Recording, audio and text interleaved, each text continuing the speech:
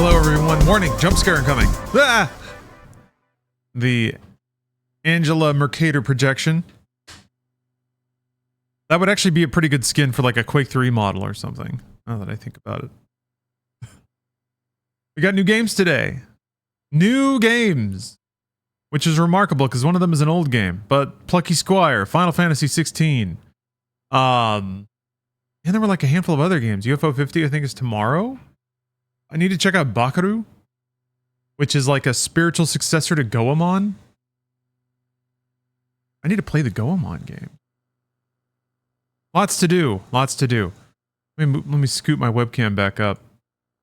Ah! I bet that was really whimsical. Hold on, we'll start it over again so we get the full effect.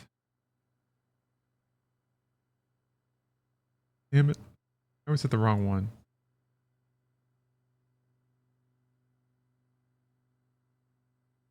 That's kind of in the middle.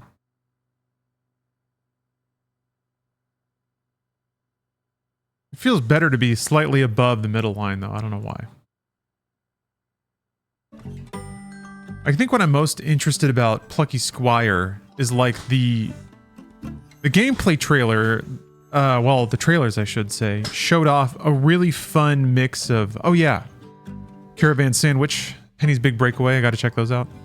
Tactical Breach Wizard, still, there it is again. Still in the hopper. I'm curious if the game will settle into a cycle of gameplay modes, or if it is just non-stop referential minigames the whole way through. That's going to be a very difficult pace of creativity. So if they have tons and tons and tons of ideas, it'll be an interesting ride. It's so weird that it defaults. Why? Why does it think my I'm worried about that because when it's windowed and like a 2K whatever, I won't worry about it. It seems weird though.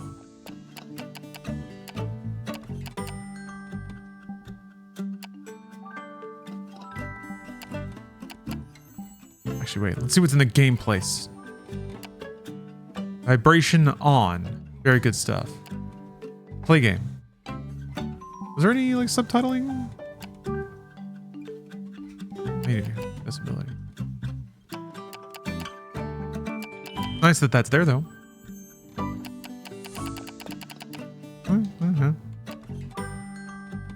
Let's get whimsical. Hello, Zezanizzle.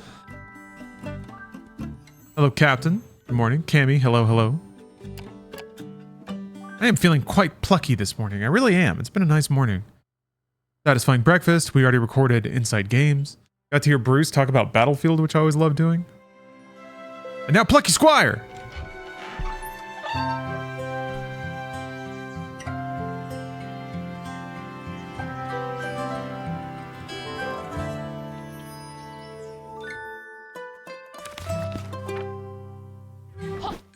Once upon a time, there was a plucky squire named Jot.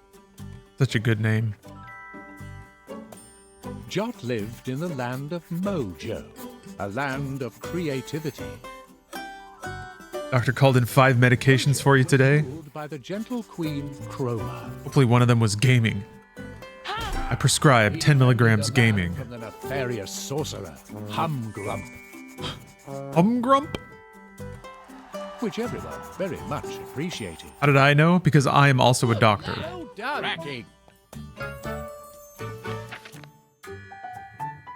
Jot was also a writer and would transcribe his many adventures in book form. These tales were avidly read by all the people of the land, who found them quite gripping.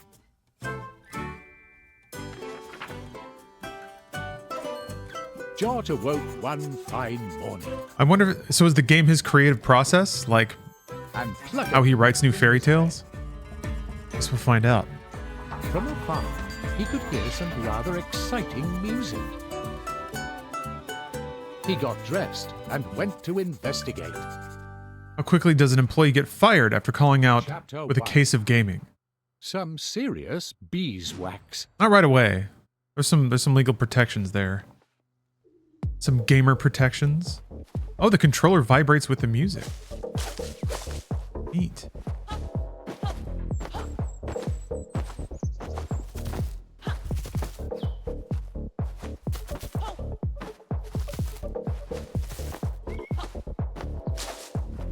Yeah, mental health day. I'm on stress leave. This happens to coincide with Dragon Quest 3. This was the house of the good wizard Moonbeard, Jod's close friend and mentor. "Ah, Jot, my lad," he exclaimed. "I'm on a roll here, traveling to new musical realms. Since you're here, lad, I have a small favor to ask. Behold, the Beatmancer. Wax. I need more wax, lad. To press more records, you know. Would you go to Honey Peak and get some wax from Benny B? Pip here will accompany you. Party wizard, I like his little, he got his little cup. His grip and sip. Mini quest. Hoo-ah! Take care of the goblins and I'll haul the wax. Oh yeah, there will be goblins. No sweat for you though, right, Jot? Very well.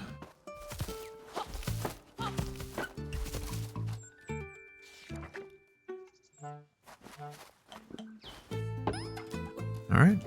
Simple enough. We got bulbs, inspiration.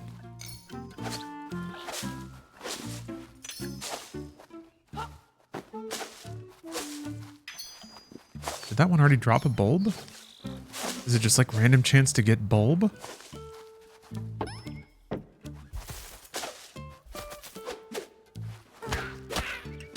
Oh. Nice hit effect. I like the frame pause on death. Every game's catching on to what Capcom figured out in like 1990. Jupo, thank you for the sub. Yeah. Boy, oh, if bees pop out of one of these trees, that's gonna be heaven. Tome Tower. I'm not going to Tome Tower. Or maybe we are. Oh, the gate has a little face. I guess it's like bulbs instead of rupees. Not enough rubies. Nice. Dean Streams, thanks for the sub. Yeah, I agree. Real games for real gamers are back. Really just whimsy, I think. Everyone thought art had to be sad for the longest time. Or that happy games were for kids, maybe. Intersection of the two. Jump. Yump. Oh, now we got our Zelda 2. Can I do a downstab? No.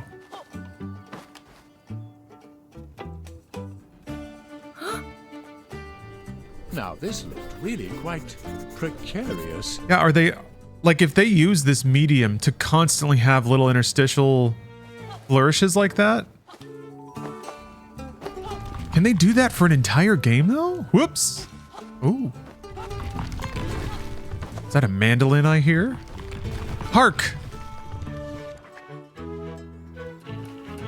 Yon mandolin?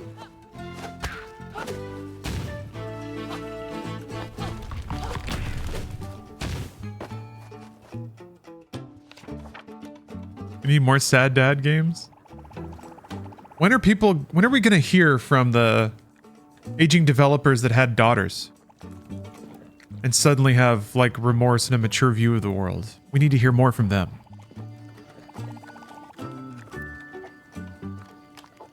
Even though I love God of War 2018, but I think it's almost singularly properly representative of the generation of game developers that were making games at that time. There are waves of film like that. Film that focus on, like, family and having kids, going back in time to redo your youth. Like, a lot of examinations of adulthood. Huh. Oh, Ziggy's. Wow, you move fast. Picked up a dock and a Steam Deck. Nice. Is there a controller you recommend to pair with it? Assuming Xbox is best, but I only have PS5 and Switch. I would say just start with what you have and know. I think either of those work. I think all you really have to do is plug it in via USB to the dock if you have one. You can do wireless. I think you have to sync a PS5 Bluetooth. Yeah, the syncing instructions might be a bit different for all those controllers, but they all work, baby. That's one of the benefits of the PC ecosystem. It just works, but it doesn't some of the time. We got a honey badger. Hey there, pal. I need some wax. Oh, heck. The honey badger seemed rather annoyed. Hell yeah. Prepared for a dust-up. I guess Jot goes into Rambo mode every time there's like a mini game like this. So sick. I'm looking at the controls. Ooh. Jab, jab, hook. All right. Nice.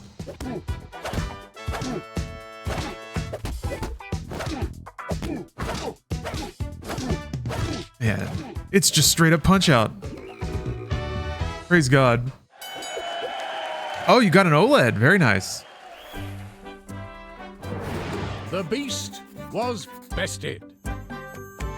Yeah. The Plucky What games are you looking at starting on? triumphant.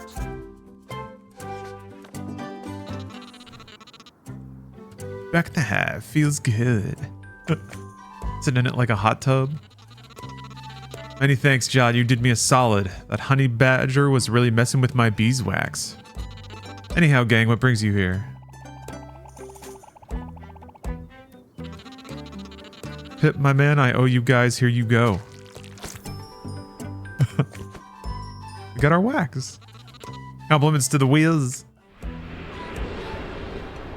Oh yeah. Shoutouts to Devolver for providing me with a copy of this game. And for publishing it.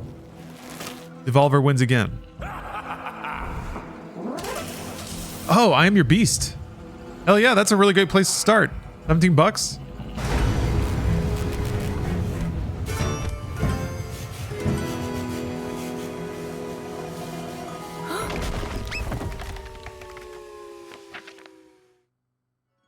Yeah, common Devolver W.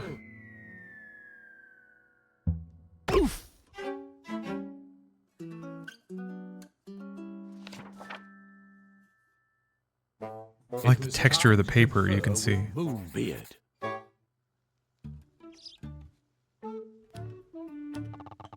Oh, saw a Reddit post. A ton of games for Steam Deck are free from having Amazon Prime. That's sick. Great place to start.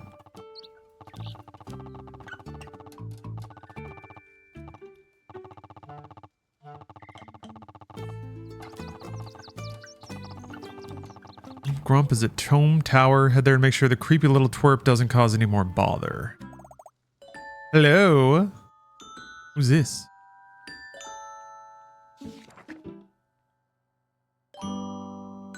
It was Violet. Violet the painter? Violet was a trainee witch with a love of art. And Jot's childhood friend.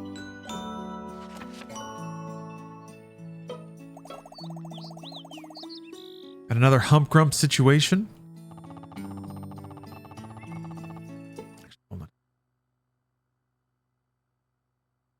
I think I can't have frame limiting on when I'm streaming, but I do have to have it on when I'm in home streaming. I think if I let VSync take care of it, I get less of those itches, but it could also be the game. I'm not sure.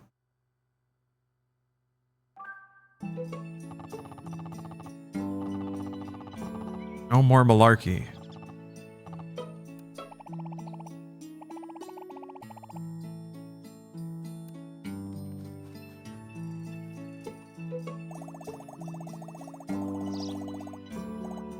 Kapow. Gonna see the plucky Squire in action, huh? Took some damage. I wonder if bulbs refill health? No.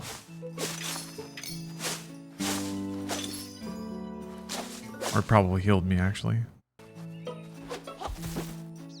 So I'm going to guess there's like not an inventory screen or anything like that. You're always just jumping and slashing your way through the story. Nah, still there. They got little hats. Oh.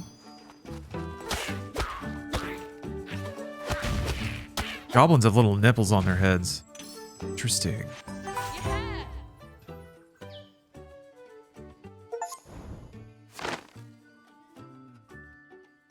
Oh. Take a look. Enjoy the art. Oh, that's nice. Ooh.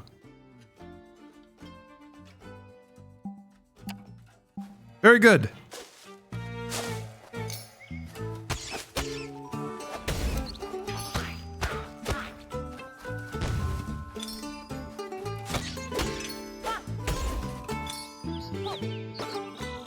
It's just so enchanting.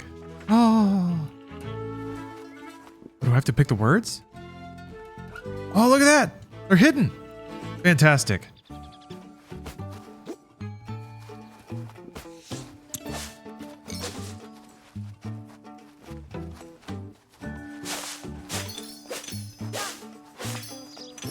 Tiptoe through.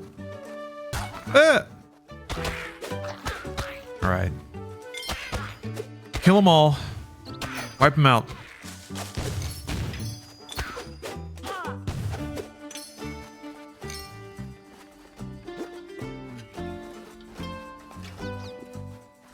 Take him out. Oops. What happens if you mess it up? Okay, it like kind of bonks out. That's cute. You could throw stuff. Huh! Oh.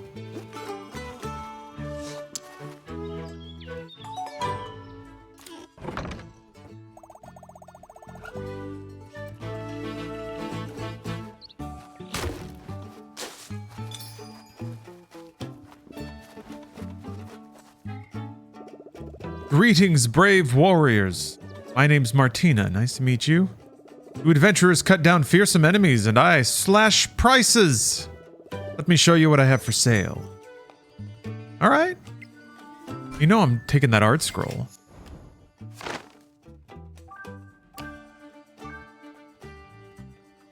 Concept for the boxing minigame? We knew we wanted to feature a boxing minigame, but it took a while to land on exactly who your opponent would be.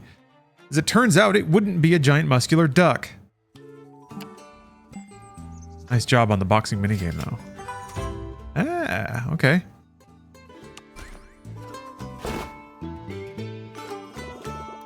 It was lovely to make your acquaintance. Be sure to check in again. Next time we meet, I'll have new stock. You keep saving the land from bad business, and my business will save you from bad deals. So long, brave warriors.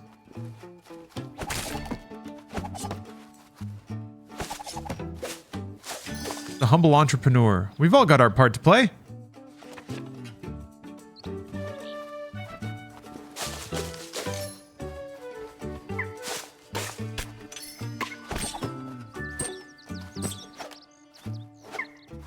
It's weird, the flow of this game kind of reminds me of Secret of Mana? Of it being a bit like it's about fairy tales and larger-than-life magical characters. And then you just kind of wander around in the woods with a sword and chop shit up for a bit. I guess that describes a lot of games, to be honest, but still. A lost glitch bird. All right.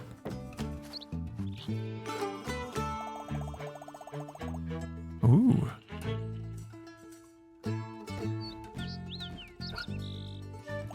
Oh, Ziggy's, you got 2 kids?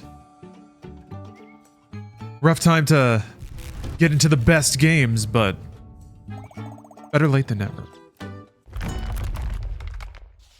And now you'll have patrician recommendations when your kids get old enough to play themselves. I guess Steam actually just, they just announced their, like, family account sharing situation, so. Chapter 2. Tome Tower. The official Ziggy's Cloud of Strife family Steam account just got its, just founded. Just got its first games. To the cliff's edge by their fingernails. When suddenly... they were grabbed and hoisted up.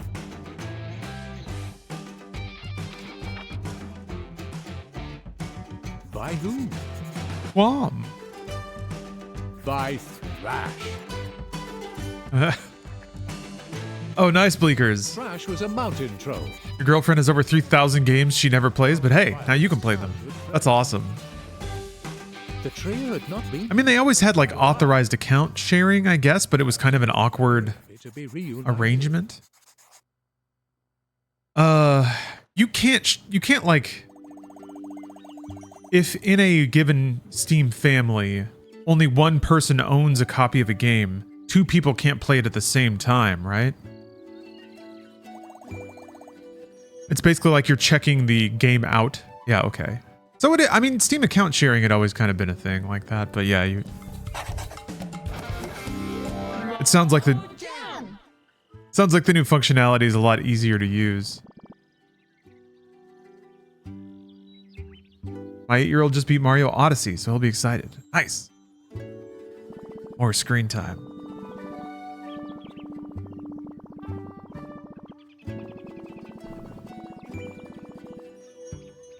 Yeah, screen time wasn't a super concern when I was a kid, but my parents did put limits on the amount I was able to play video games, which sucks because my sister would just watch movies and TV and they didn't limit that because that was normal.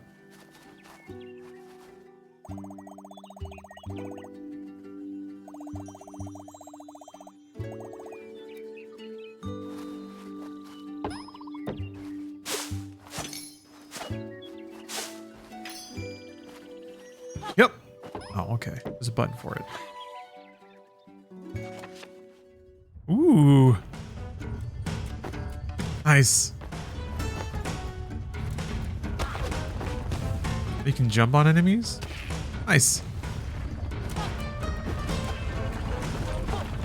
I talk with my sister every so often. We text.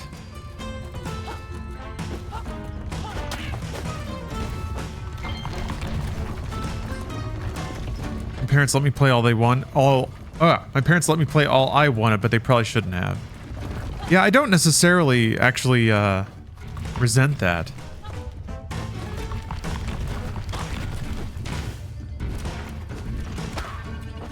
It's comforting to complain about, but I kind of agree with their reasoning.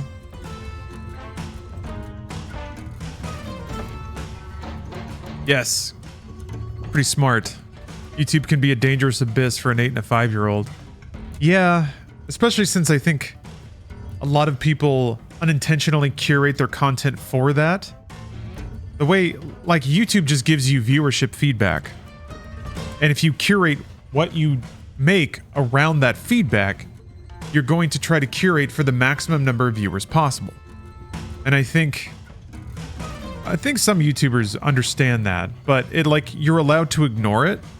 I think, by the way YouTube provides feedback. I guess they tell you age groups and stuff, but even that can be misleading. So yeah, I think a lot of people, because they're just optimizing towards the numbers, tend to optimize towards capturing children's attention. And that also includes the style of content and the keeping them engaged. Yeah. I would not want my kids watching YouTube unfettered. And I know there's like a YouTube Kids, but even still, there's some dark corners there. I mean, there was concern in the 80s once all the regulations about advertising to kids got repealed because of Reagan, essentially. It was pretty rough. I mean, you have entire shows that were just marketing gimmicks for toys. So that wasn't too great either. I don't know if YouTube in its current state is worse than that. A lot of this stuff, like, I like to draw comparisons between that and the onboarding of people into gambling. Things like Counter-Strike. Loot box mechanics in games targeting underage kids. That shit is fucked up. Luckily, most developers seem like they're moving away from it. Because I think they understood that it was like awareness was starting to pop up about it. Now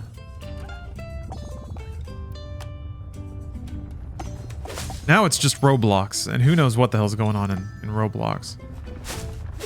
Something feels off about it, though. Hey, Dr. Deagle. We are Mother Plucking.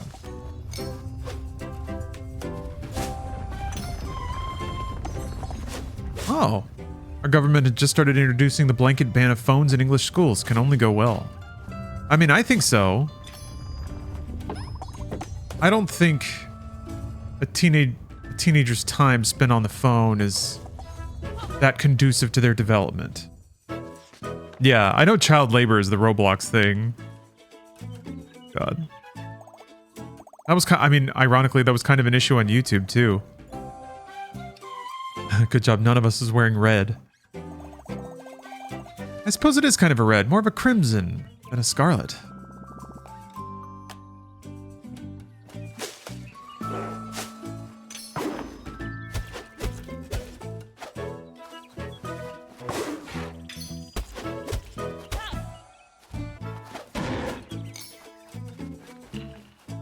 Roblox is a cult? Really? Like, are you goofing, or is there something behind that? I'm pretty ignorant of the Roblox scene, to be honest. So I do wonder if, like, I could see kids emotionally investing in it as a service and an ecosystem and even a culture if they socialize there and if that's where they think their careers will be.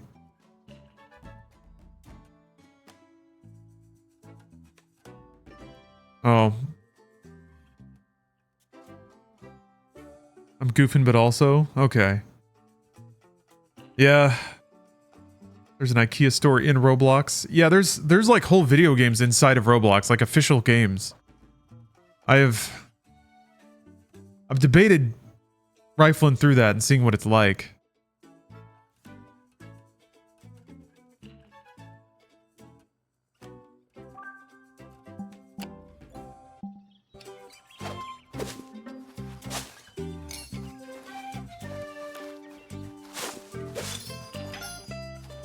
There's a tiny wizard.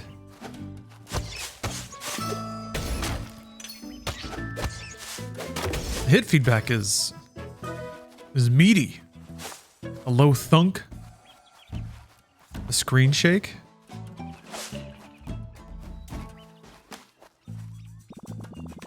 Is that Moonbeard? He looks much more petite than usual.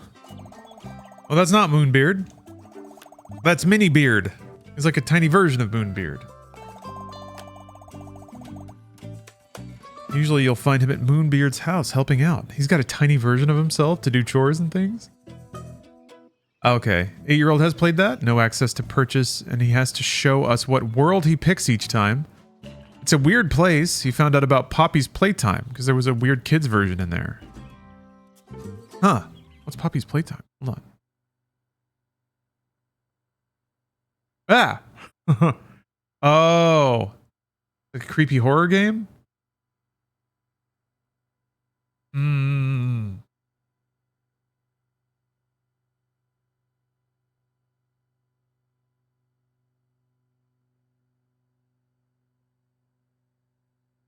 Horror game with kids elements? So yeah, so Five Nights.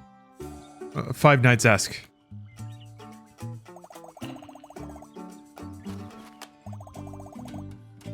Oh, went viral a few years back? Ah.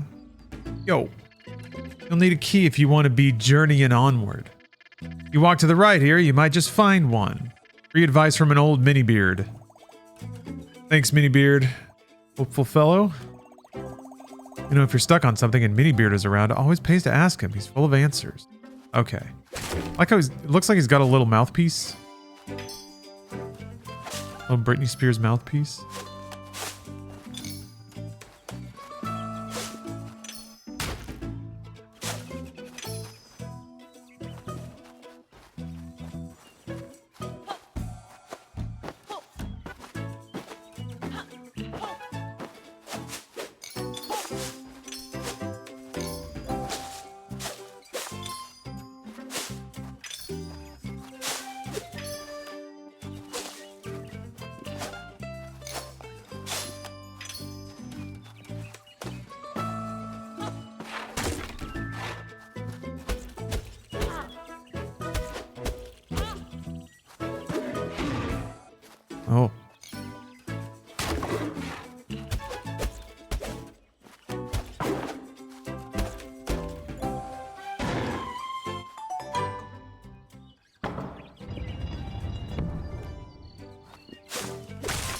It's just so comfy.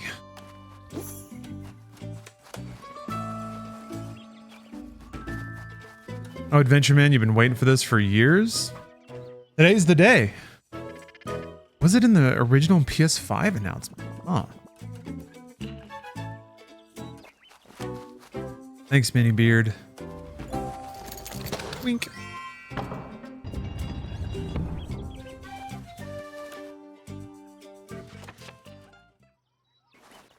Look at that fat cat. Topsy? Greetings, Travelers 3. My name is Topsy.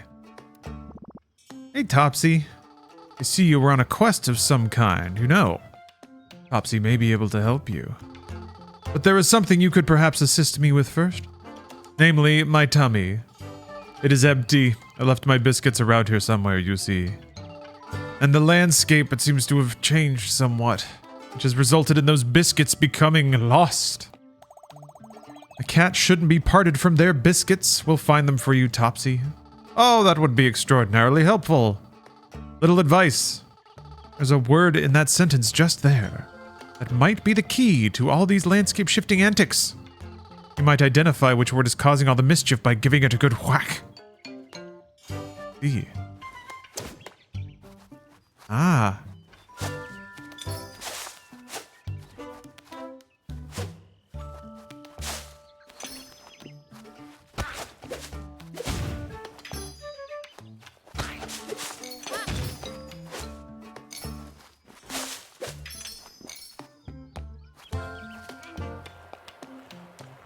Okay. So I won't be able to push it back without rearranging the landscape.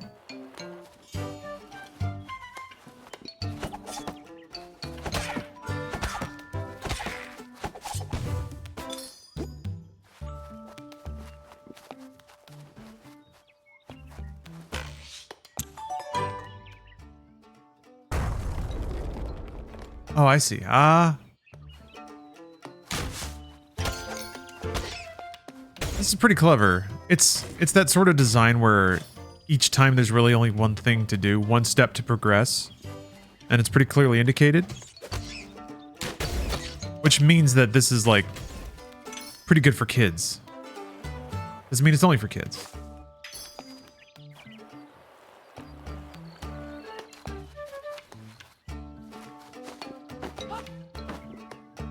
But even still, I think there's just like the opening hours of games have really refined in the last, I want to say, 4 years especially.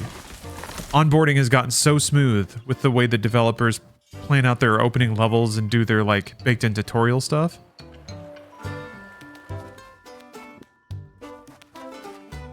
Topsy is the name of that elephant Thomas Edison murdered. That's a fun fact. Oh. Red Bearded Ninja, thank you for the sub. For your biscuits. My biscuits! How I have dreamed of this moment, travelers. You have my sincerest thanks. The prospect of this snack brings a smile to my face. Yeah, I was like, that cat's upside down, right? He's got a little hat. This land is full of puzzles and trickery. Always remember, things are sometimes not what they seem. When you get stuck, try to see things from a different angle. Good luck, biscuit saviors. Thank you, Topsy. I was hoping there'd be an animation of Topsy eating a biscuit, but this is good enough. The rollover was good. Time to buy more goodies and unlockables. We meet again. Care to take a look at my current selection? Oh, getting pricey.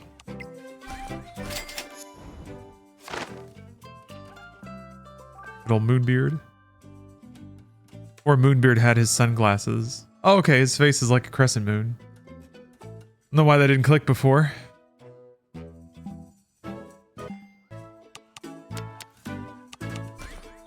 I'm gonna bravely say we need more wizards in general. I guess Rings of Power is going on. There's probably some wizards in that. Are there? There's been a while since we've had some cool-ass wizards around the block.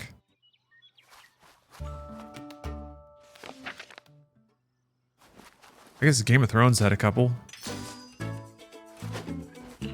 Oh yeah, Tactical Breach wizards. People demand wizards. The people meeting me right now. Heroes stopped in their tracks. There, on the horizon, loomed. Sauron as a wizard? Kind of more of a... Yeah, I guess at one point. Kind of graduated more into Dark Lord territory. But Saruman, Gandalf. Pretty choice wizards. Put on my robe and wizard hat. Man, it's funny as...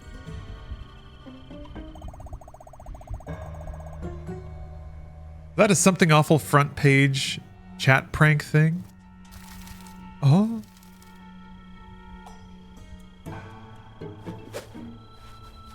It was like a dating site or something? Or no, wait, it was like a sex roleplay chat room. And some dude kept making different accounts and making that his gimmick. Yeah. A bash.org and my IRC chat log. Yeah. That sounds correct. Pip. Pip was originally a trickster kind of character who turned out to be evil. The Pip now featured in the game is all good, we think. Not today, Pip.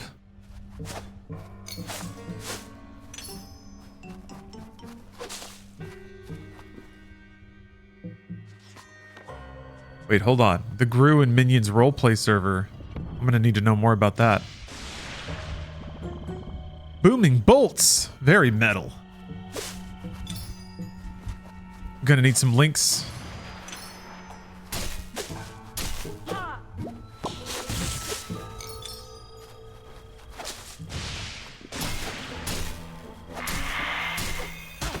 Whoa, cool.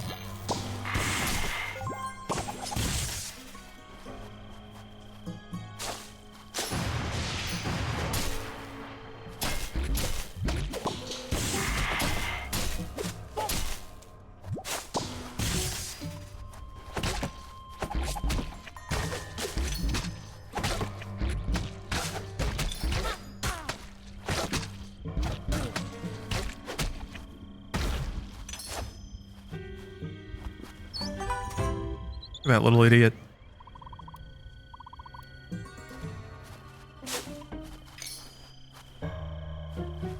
Yeah, I don't know if Gandalf is in Rings of Power. I guess he could be.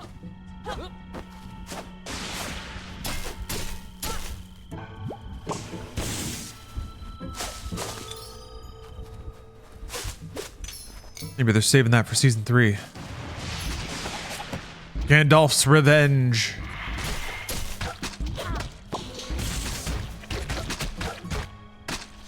Gandalf should just be played by a ridiculously hot guy who like wears a robe, but it's always open, so you can just see his wizard abs all the time.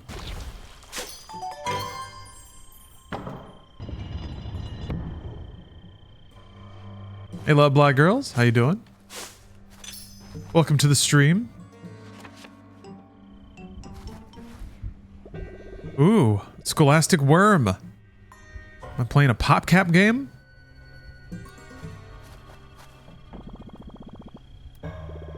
Best beware! A dark wizard occupies the tower. His magic is causing pandemonium.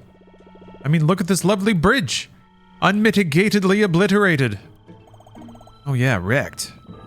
Another way to cross the waters. These bookish lands are usually so peaceful. All this mayhem is not conducive to reading. I need to read my books.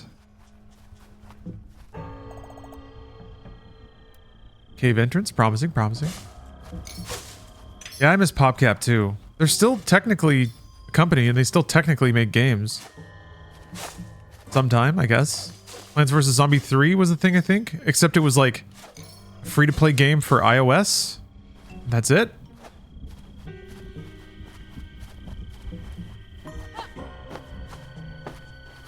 I don't know what they've been up to since, to be honest. Oh yeah. Peglin. I need to play Peglin. Maybe I'll play that today. Might try to dump it from Switch. Wait, is Peggle 3 real?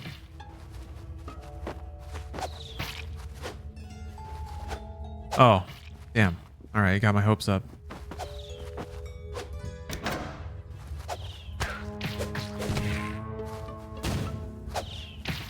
Criterion working on Battlefield single players. Good news. Did they say it was single player? I missed that part of it. Makes sense, I guess.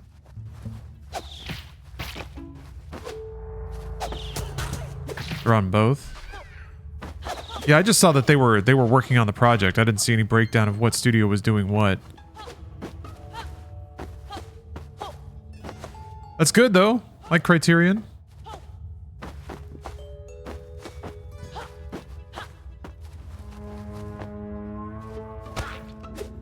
Should be working on a new Burnout. They should.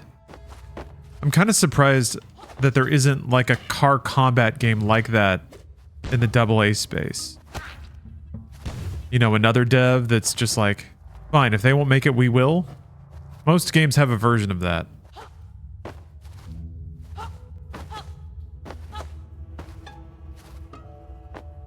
Ooh, there are pits.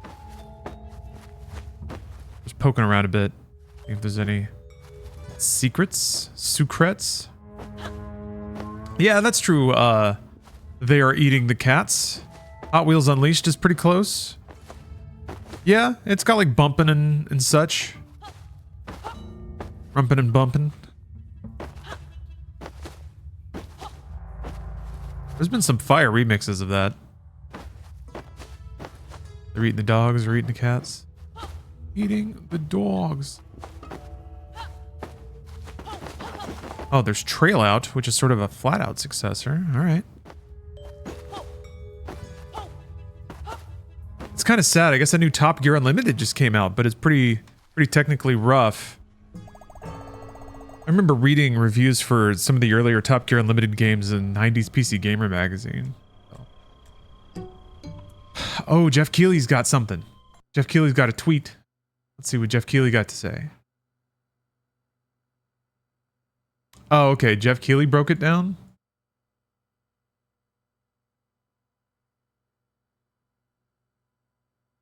Thanks, Jeff.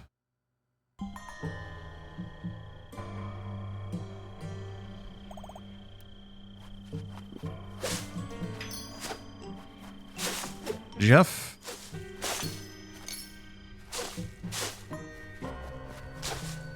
Jeff with the details.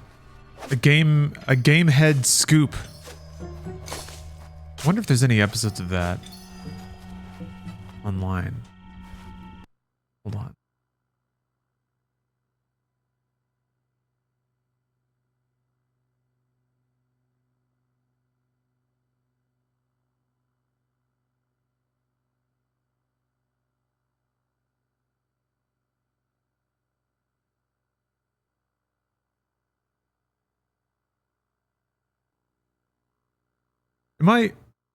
There was a short-lived, mega edgy, dude bro focused gaming news show called The Game Head on G4, right? For like half a season? That may not have been the name, but I thought it was.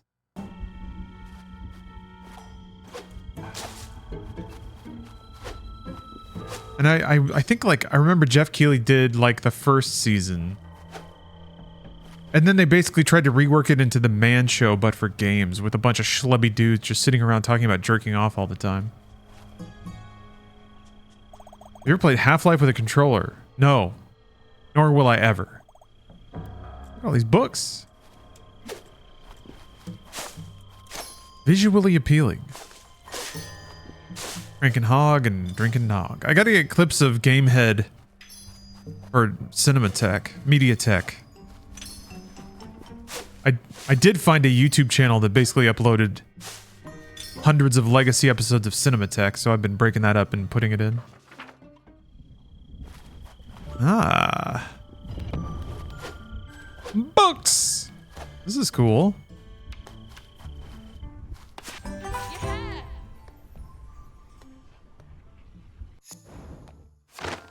Had good game in Australia. I missed something. I knew there was some shit in that cave. I knew it. I'm telling you also, every whimsical platformer needs a food level. Ideally a dessert level. I think I found the show. Alright, hold on. Click. Where's my mouse?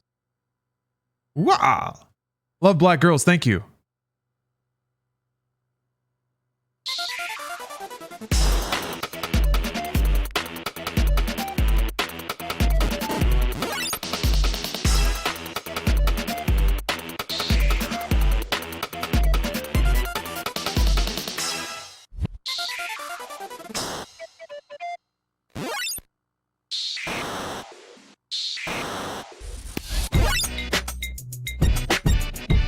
Just the visual package. Man, how cool and edgy is this?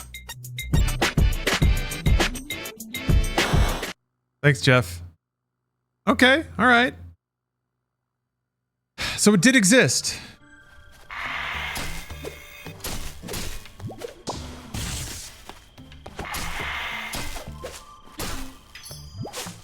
Now I just need to find, I need to find some episodes.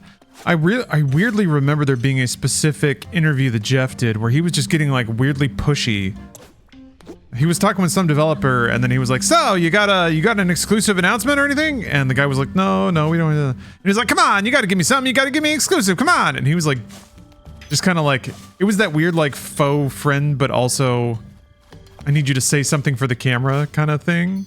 I don't know. I don't know why that stuck with me. I don't even remember what game it was about. Jeff was giving him the razzle dazzle though, that's for sure. You look it up on YouTube as Spike TV's Game Head. There were a lot of clips, but I haven't seen any with Jeff. Okay. Maybe Jeff had them scrubbed. Or it was an entirely different show.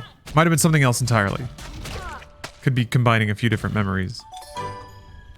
Game Face, maybe?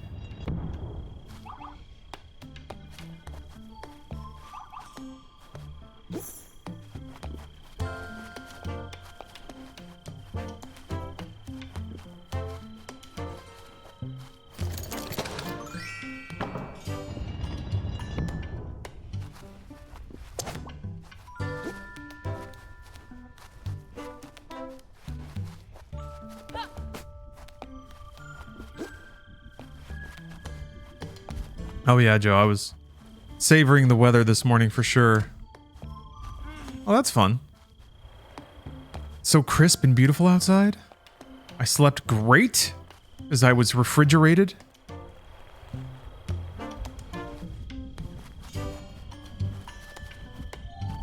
Yeah, look at how plucky this dude is. This is a plucky Squire. I'll say.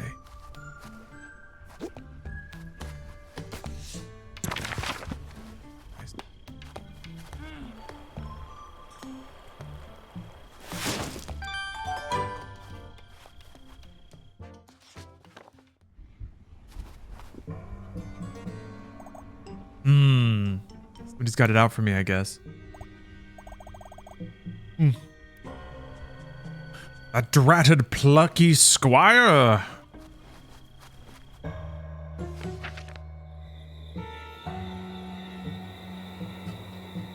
Look at that little Nessie. Oh, hold on. Let me get out of the way. Oh, not fast enough. Oh, a dark wizard. This is where it all kicks off. A historical location and no mistake. Huh? Blah. Indeed.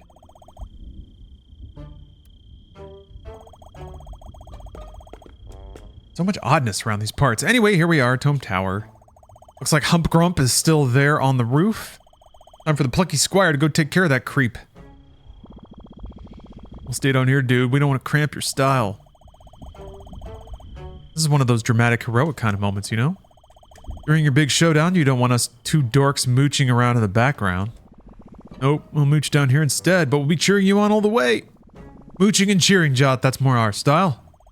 Go get that chump. Nice.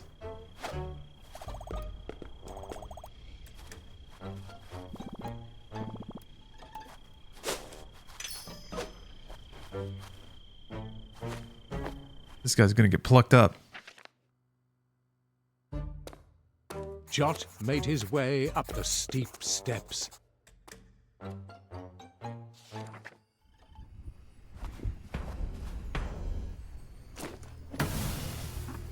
Ah! The Plucky Squire. I've been waiting for you. So glad to see you made it to Tome Tower. You might be wondering what Humgrump is doing here.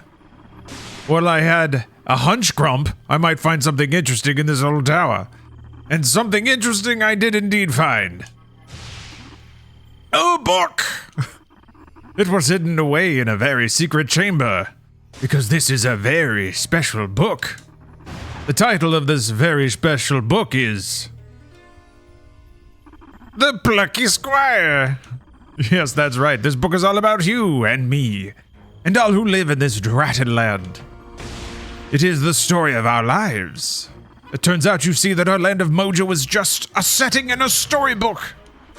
Hard to believe? I assure you it's true. What I'm holding here is a copy of that storybook. A book within the book, if you will. I read the book, it's very interesting. You and that witch girl adventuring through the land, meeting up with the mountain troll, making your way here to meet me. In fact, I read ahead to this very chapter. I've seen what happens next. We fight. Here on the roof, any guesses how that turns out?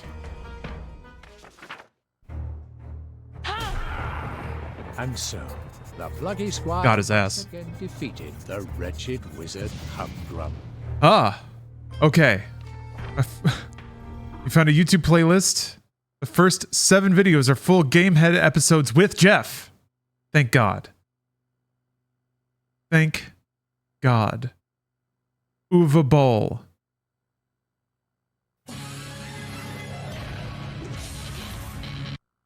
Suiting up as the Yankees or the Dodgers. Great, let's say it is not an art house kind of movie what reviewers like. Right. Like the critics are normally. Did they do this interview here because he bought a Blood Rain billboard in the background? This movie is not for the critics.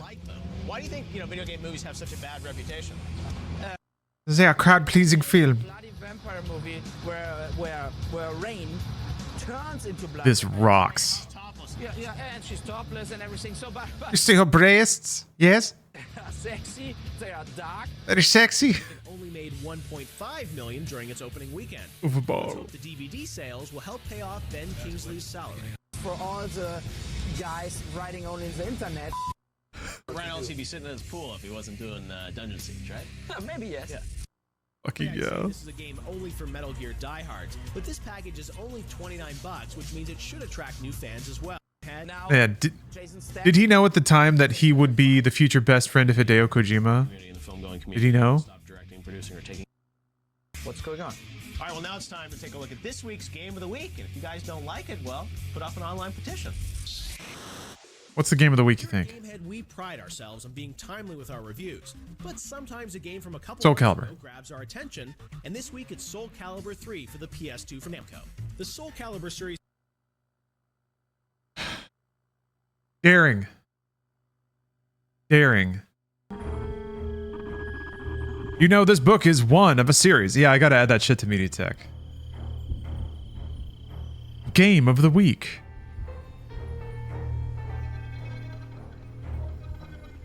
Like the concept of game of the week, we should bring that back. Thought about it. I feel like that's thought about like adding that to Inside Games Roundup or something. Here's the Bruce Lawrence Bryan Select of the Week. Every single stinking time. Tired of losing, because you are the Plucky Squire, the hero of this story, the boy who can do no wrong.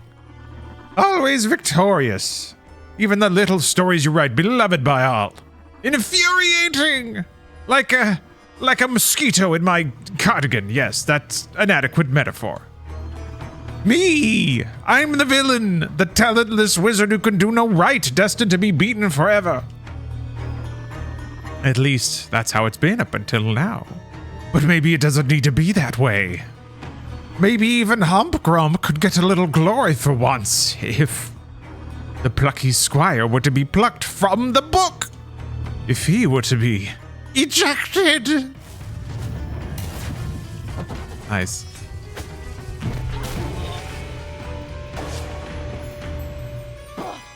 Sick transition.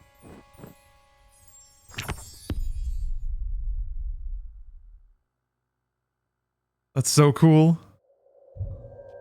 Oh, it's so cold out here. No.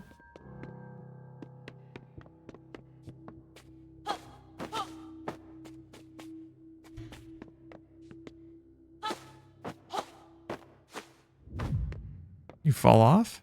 Up. Ah. You sure can. When was the last time you were creeped out by being somewhere? You felt the place had negative energy or might have a supernatural attachment. I don't think I've ever been creeped out by a place so much. It's more like the people in a place. The vibe is creepy. I mean, I guess the catacombs in Paris was pretty gnarly. A lot of skulls, a lot of death. Zach Baggins' Haunted Museum. There's some heavy rooms in there because they have memorabilia from serial killers. The room with Dr. Kevorkian's van is pretty rough because they have all the equipment in there, and also they're playing the music that he used to put on for people that would euthanize themselves.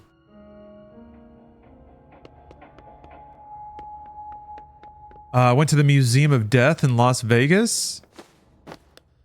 And that is not like, it's not whimsical death. That's just straight up a whole lot of dying. So, my mood was pretty heavy leaving that spot.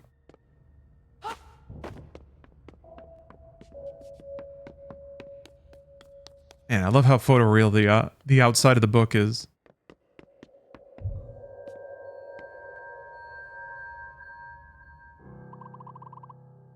Hello? There's someone out there.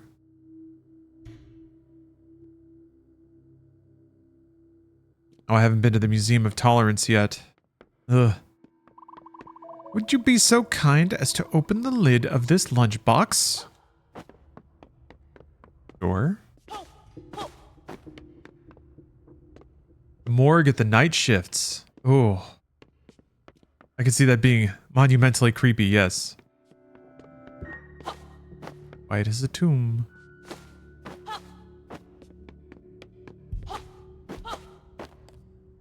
Alcatraz is pretty heavy.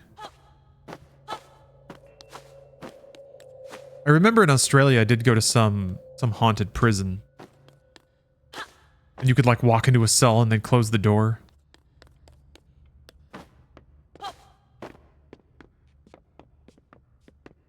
Oh. Alright.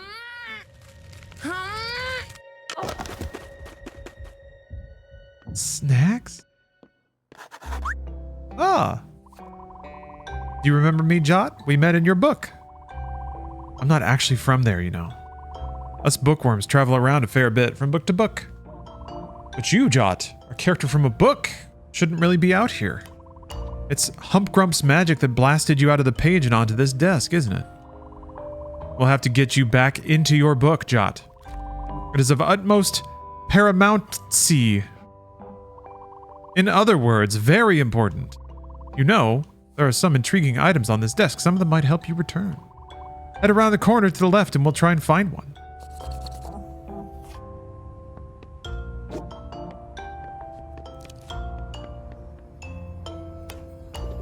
Hello there again. See that magical swirly green thing? That's a meta-magic portal, that is. It seems to allow travel between different worlds. Most characters cannot travel through these portals or pass between realms, but Jot, you've already made that leap once. Maybe you could do it again. Try jumping through the portal, young Squire. Remarkable. Some of that meta magic must have rubbed off on you, Jot. Like me, it seems you now have the power to leap between worlds. Now, this world here is a sketch that was drawn by the occupant of this room. And the owner of your storybook, Jot, a young boy named Sam. He's a very creative child. You'll find his sketches all over this desk. Since you can jump into them, maybe you can use them to get around. I like how the carrot is still photoreal inside the drawing. Delicious! Oh, his name is Bunford? Carrot boost, energy levels restored. Oh, mind your way. Sorry about that. Here, let me scooch. A carrot is a cone of golden life force. Indeed. Oh.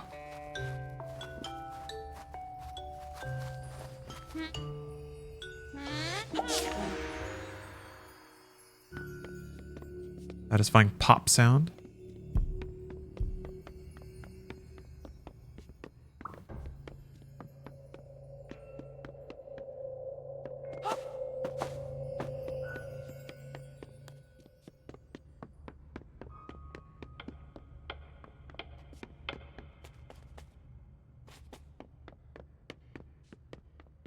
I wonder if you probably don't find any secrets in the real world, I'd guess. Sketches and whatnot. Yeah, the tilt shift is great. Makes everything look so tiny.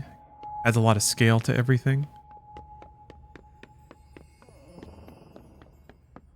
Ah. Oh. Oh, there we go.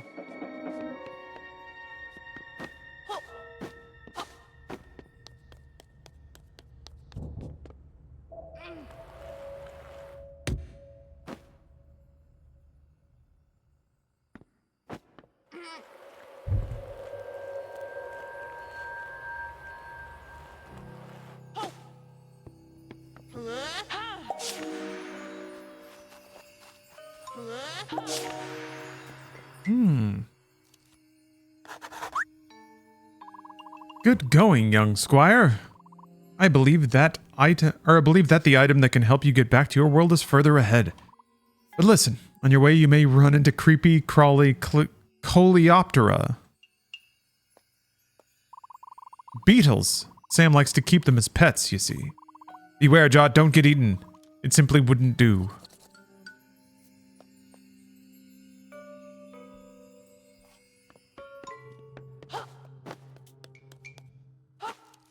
This kid has the coolest room ever.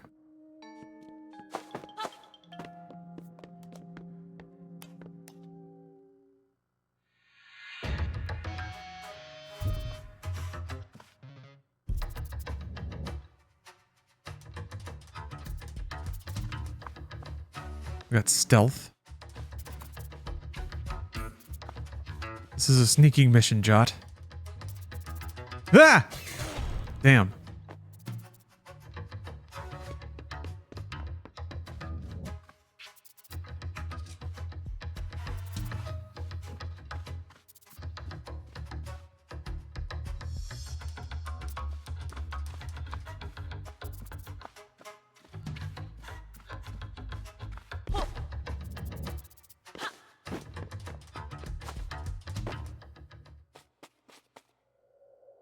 Better knock it over, right?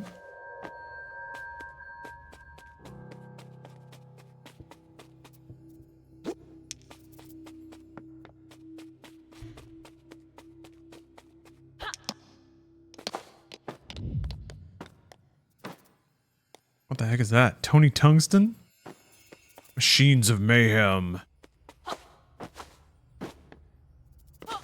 How is this kid so rad?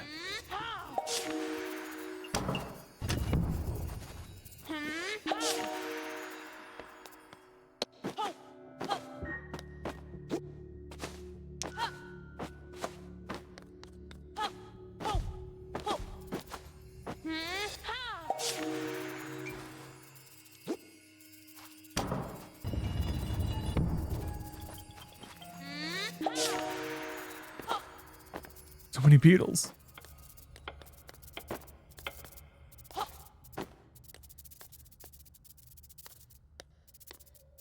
Ah! Never really collected bugs as... Damn it. Never really had a bug collection or anything. I had some plants. Ah! Jeez. I remember just getting a lima bean out of the cupboard and planting it. I got a fish bowl that wasn't being used and filled it with potting soil and then planted the bean and then it grew into a little plant. It was nice to have a little plant in my room.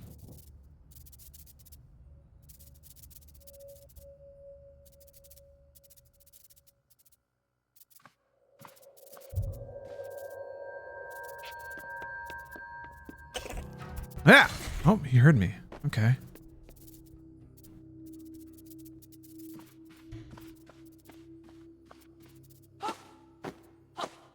Damn it. Ah! I gotta get behind him.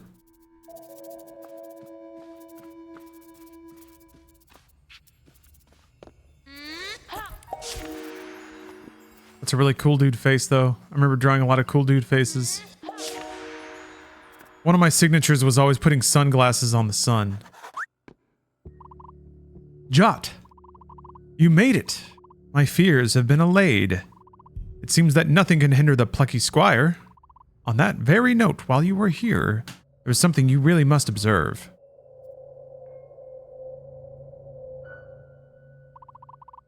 These sketches of you, quite a remarkable likeness, I must attest.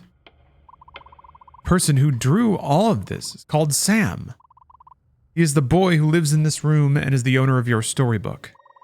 As you might be able to tell, he's very fond of you and your adventures. I'm glad that you got to see this, Jot, to see how much you mean to him.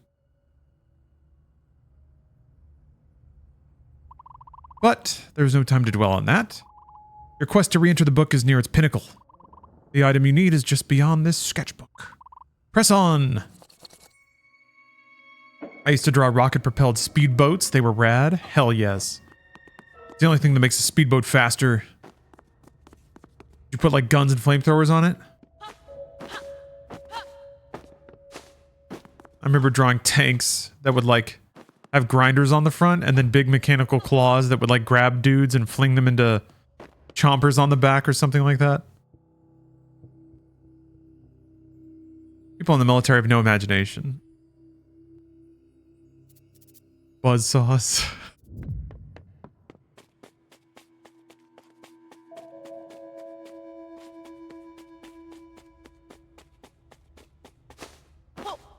Gotta get that die.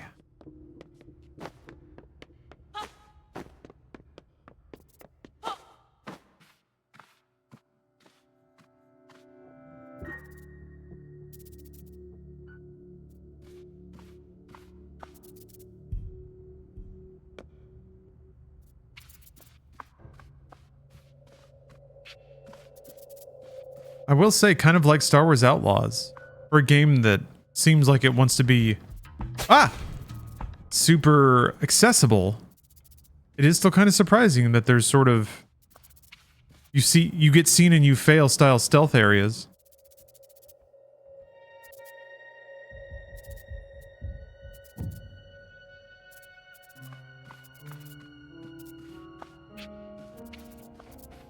Is there a secret up there? Why would there be a beetle there if there's no secret?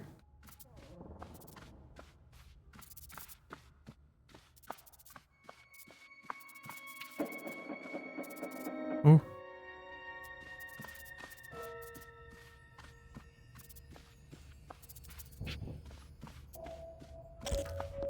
Not today! Oh, today.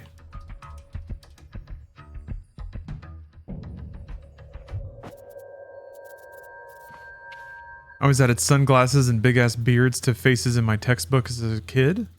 Did the same to dinosaurs. Damn, man. Wanted them to look like ZZ Top. That's pretty cool.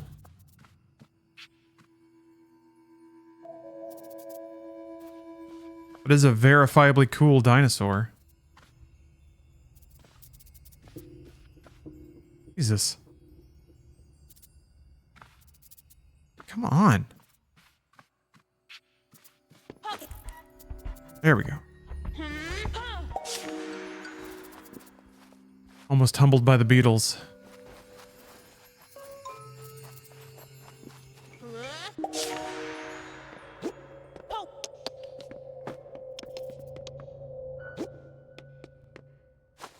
I got in trouble once for doodling a control panel of the USS Enterprise on my notebook in class.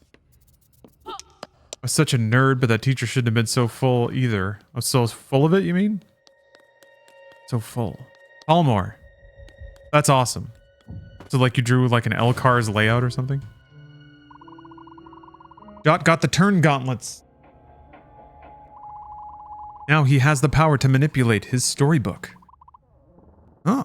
Ah. Press left or right trigger with the book to open it up.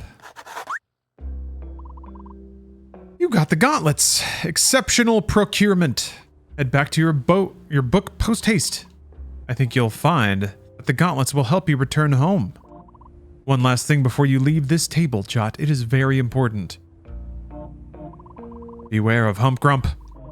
He wishes to take over your book. You have to stop that from happening. Not just for the sake of the citizens of your book, but for all the children who will read and be inspired by your book. Sam is one of those children, Jot.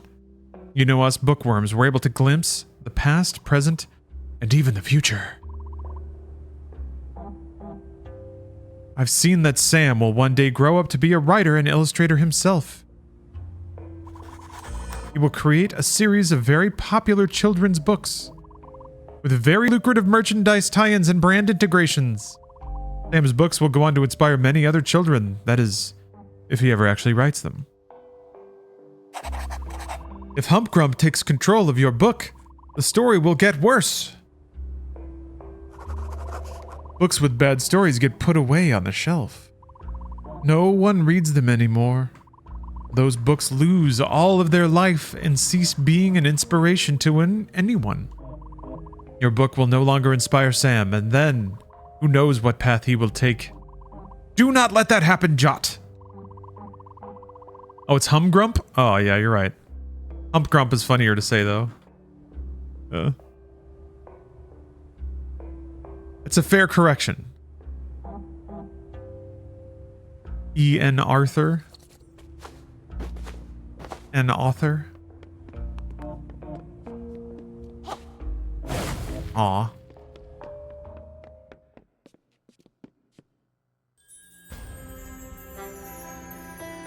Got a little thimble?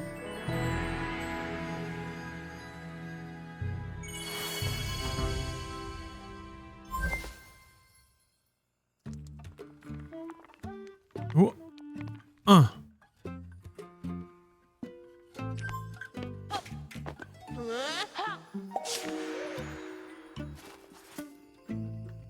What's up, my main wizard, Moonbeard? Welcome back to Mojo. We have much to discuss. Chapter 3. Moonbeard.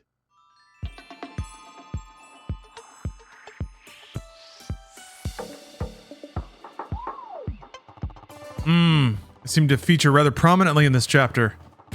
Better put my best foot forward then. Drop some hot beats, Moonbeard.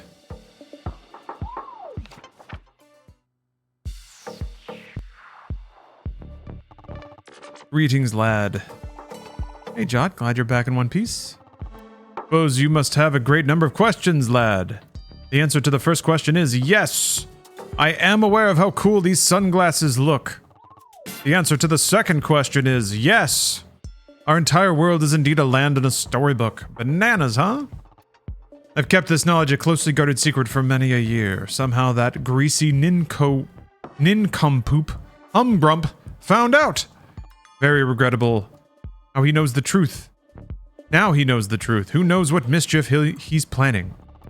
I have a hunch that big trouble is on the way. But that just means, young Squire, that we must be double the trouble. Follow me.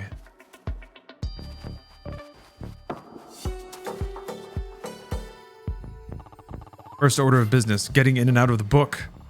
See that green sparkly stuff over there? Meta magic. That is, it lets you break the fourth wall, which is another way of saying jump out of the book. Walk into the portal and try holding the Y button. What's a Y button? Not entirely sure, but you should press it and hold it.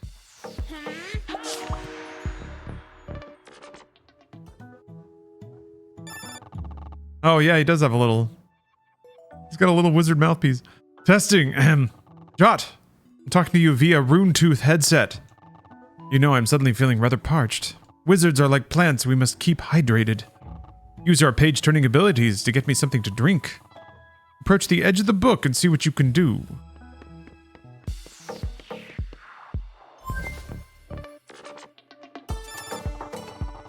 Hey, Alley appropriate sound effect. Thanks for the sub. Can use left stick to turn pages.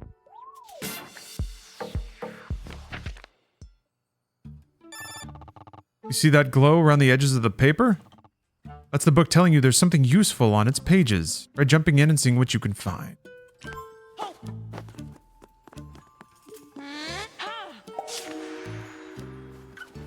Ah, soda.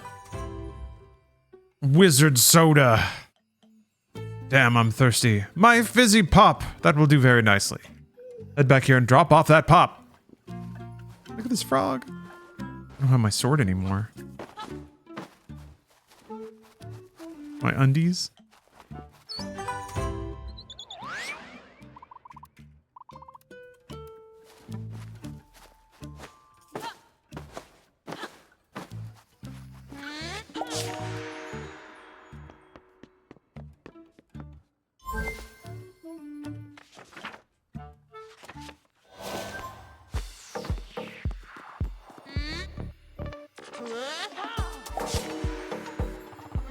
Pop time!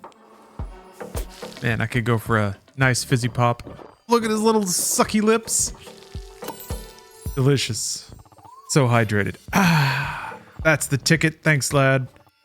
Those turn gauntlets can be very handy, don't you think? I was the one that put them on the desk. I've stored a number of useful items out there, but there's one small problem. I'm not sure of their precise location. Things get moved around, Sam is full of energy, you know, it's chaos out there. When you need one of those items on the desk, you'll just have to search for it yourself. Last point of order. Minibeard! Yo. I hear you've already met. Minibeard is a tiny simulacrum of me. I created him to help around the house. He's quite helpful and rather good at puzzles, you know. If you're having trouble with a puzzle and you see him around, why not ask his advice? There's a lot of wisdom stored in that tiny bearded head. Jot. Our land has never been troubled by something quite like Humgrump's meta magic before. There may be great upheavals and big battles ahead, but I have faith you'll rise to whatever challenges are thrown our way. You are the plucky Squire, after all. I believe in you. Always have, lad. Now, I expect that your friends are waiting for you. You leave the book and turn to the next page. I think you'll find them. Maybe I will.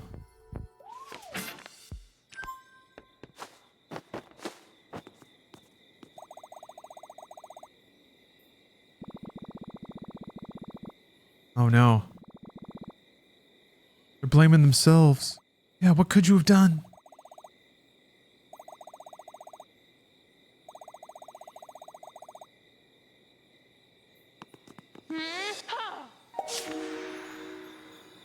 I'm back, party people. Dude! You're not a ghost, are you? Of course he isn't. Look at his face. That's his normal squidgy face. Hello, gang? Moonbeard, is that you? Indeed, I'm talking to you via a device known as a rune-tooth headset. This is a strange magical form of communication known as a conference call. All very exciting. Now, listen up. This business with Humgrump is rather worrying. We must consult with Queen Chroma at Artia City. You three should head there now. Got some wizard business to attend to and a donut to eat. I'll join you kids later. Violet, Thrash, I'll fill you in on the situation while you travel. Moonbeard out. Conference call? Let's scoot.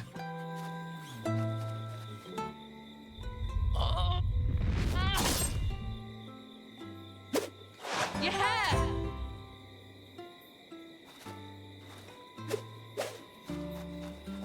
All right, the adventure continues.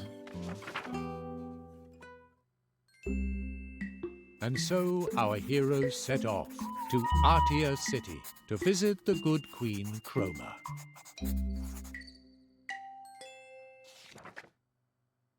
Chapter 4. A Treacherous Trail.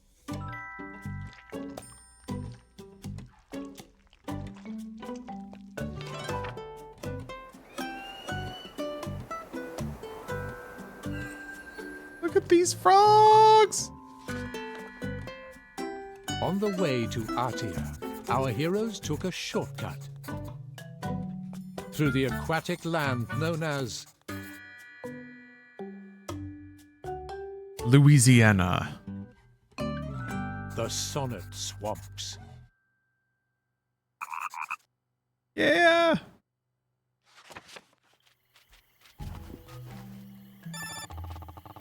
Well, this is unknown territory, kiddos. Jot, your story has never taken you to this area. You're off script now. No happy endings guaranteed.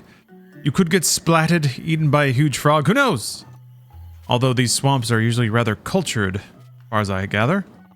The residents here are quite keen on poetry.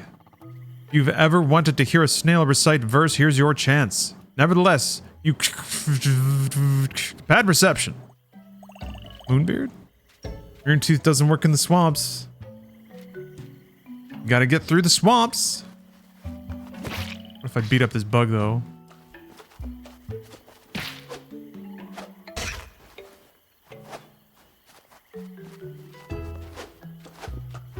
Oh, Bianca, you got your finals? Finishing finals was always such a liberating feeling. My tradition, every time I finished a semester of college, once I finished my last final, I would go back to my apartment, or dorm room, whatever, and play Andrew WK's Party Hard as loud as my computer could do it. And just kind of sit there.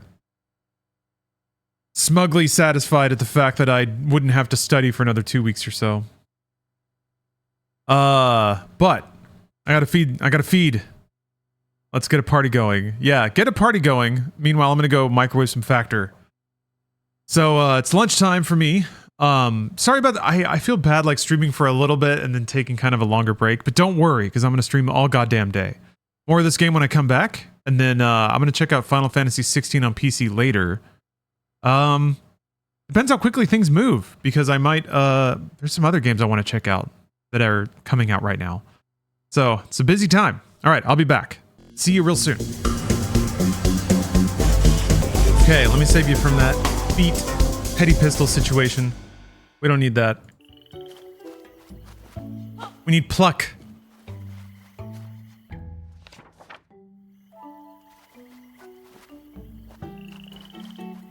It's hiding though. Watch out. The big gnarly thing. Time for adventure.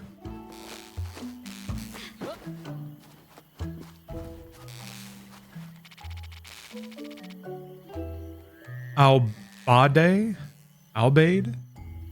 Green lightning struck with furious sound. This insect's nest broke through the ground, and thence flew the bugs. Really not a fan of these punky bugs. It's got a good bounce. Got some good energy.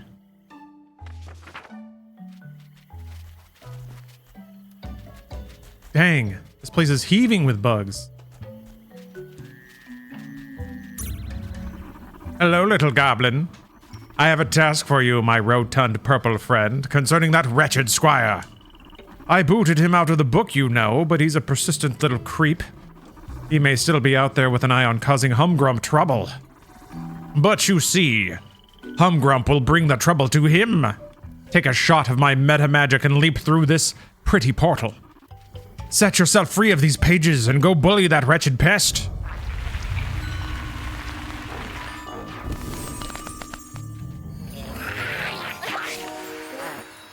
Awesome.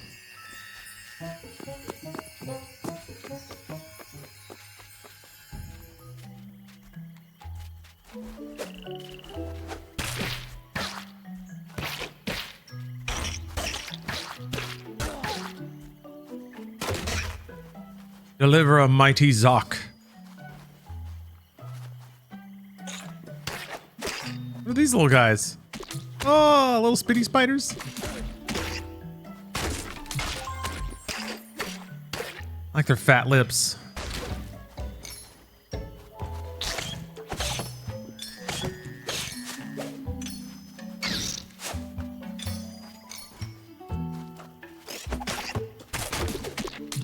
Yeah, thanks to the various sponsorships between Inside Games brought you this thing and my own stream now.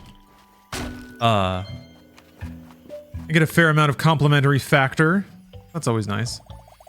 This one's on Factor. Had some kind of Nana's beef bolognese. That's the one. How come when it's spelt like Bologna, you say bologna? But when it's bolognese, you don't say bolognese or whatever. It's just not consistent, man.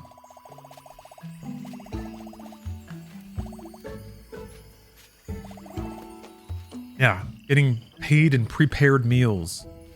And not so prepared meals. Sometimes I get a HelloFresh one, too.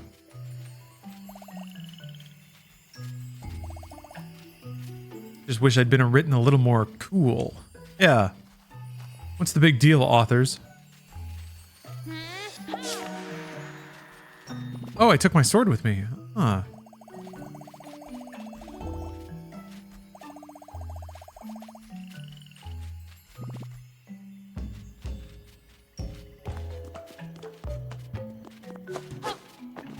At least the sun's coming up. This means I can get the key back? Yeah. I can go underground. Do I need to go deal with the goblin that wandered off? There you are. Not today. Huh. They still have the bulbs and stuff in the overworld. Okay, now we have to... I gotta check and see if... What if there's pages all the way back?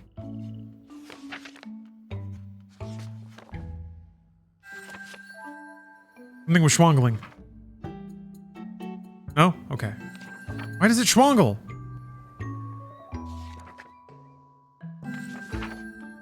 Does that mean there's something on this page? That's the map, though. Okay, you can't flip back before this.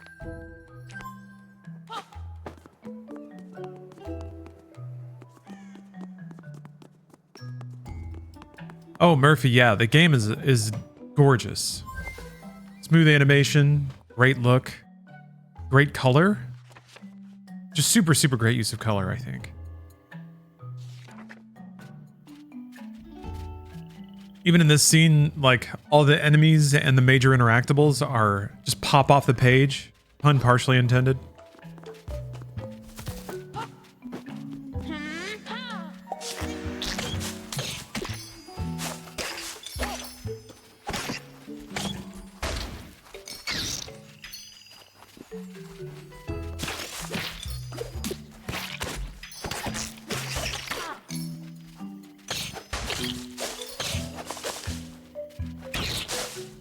Yeah, there's nothing behind this tree.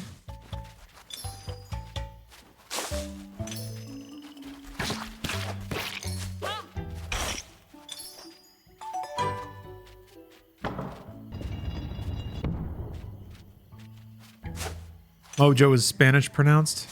Mojo. Moyo? You throw keys? Oh, it doesn't hurt anyone.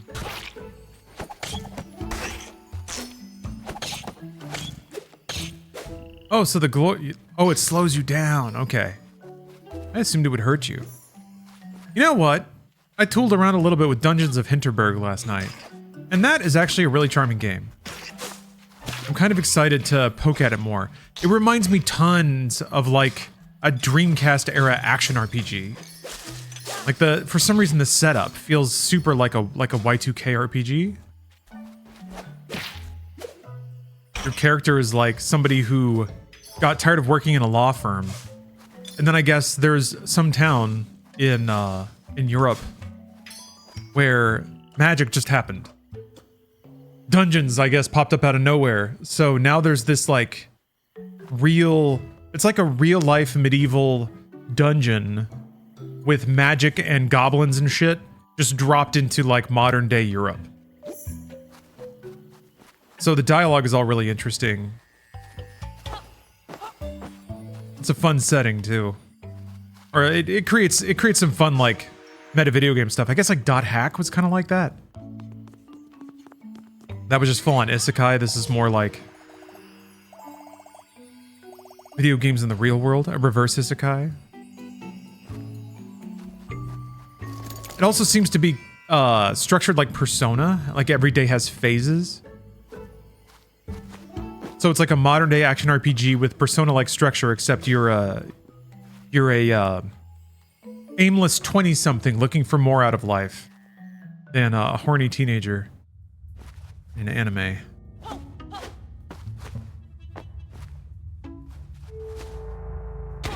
Oh, the mega jump. Oh, I wasn't expecting that. You jumped so much higher.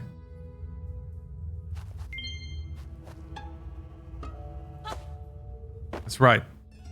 An Iyakesi. Yakesi. Sure. We'll go with that. Ah, this reminds me, I gotta play more RZ. I wonder what's for dinner. Uh-oh. God.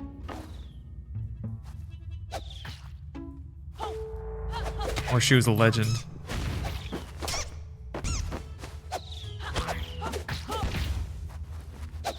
More shoe and smash. Too bad. Gotta play more Mario. So much gaming. Space Marine 2 has consumed me lately. Very nice, very nice. Very nice. Yeah, I'm thinking about going back through and playing the campaign on a harder difficulty. I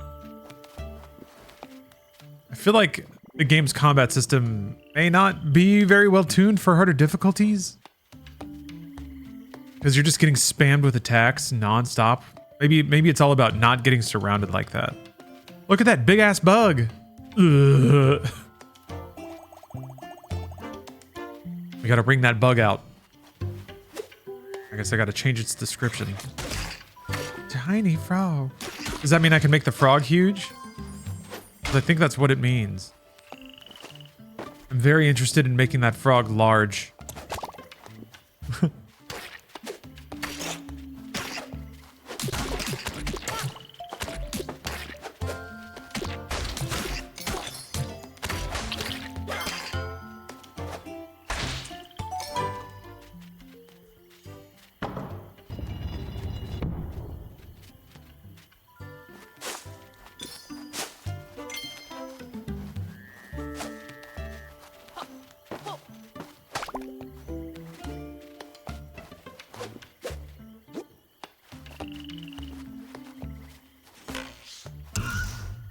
Same thing.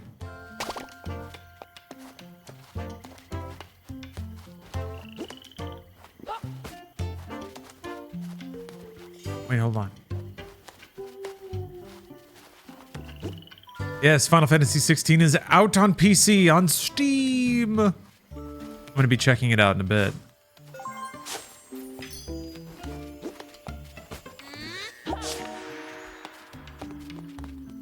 Interesting. Can't put it down. Oh, you can put it down. It won't. Huh. You can't put it down on the book. I guess that would be too confusing. Can't pick things up out of the book.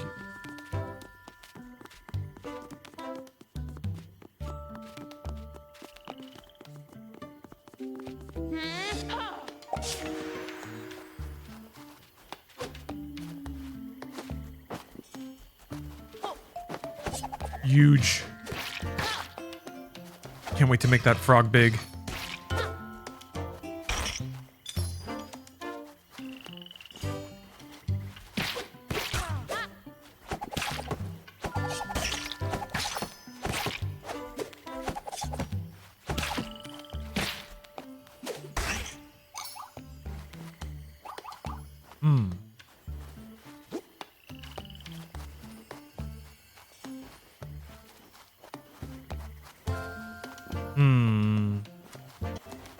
Maybe if the gate's big enough, I'll be able to walk through it.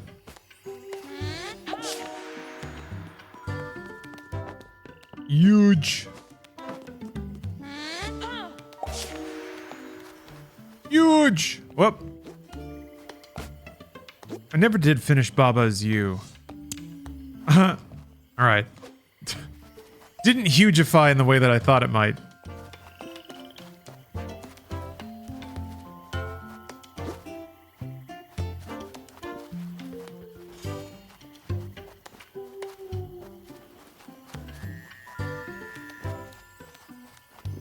I don't know how they're gonna...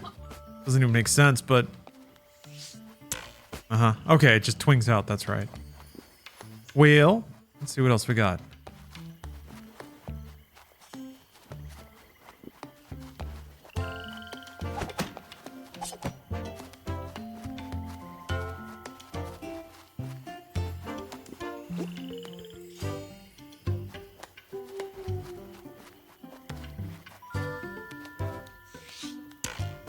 That doesn't make any sense. Gotta get up there and get the tiny word, but that requires opening the gate or doing something else.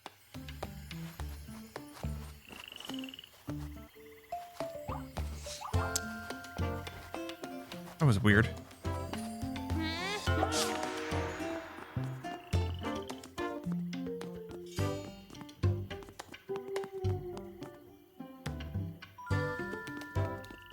Okay, I bring full over here. Yeah.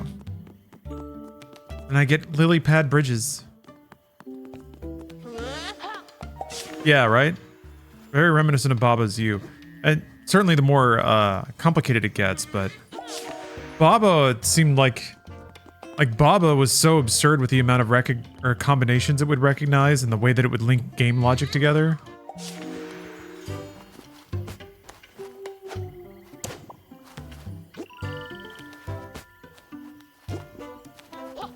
Oops.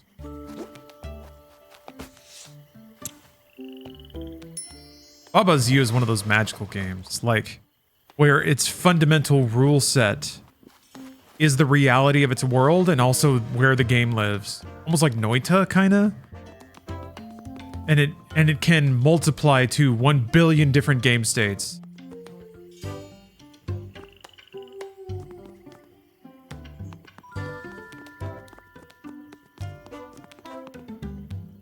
Oh, I didn't even hit the switch, did I? It was right there. I kind of want to see a drained frog, though.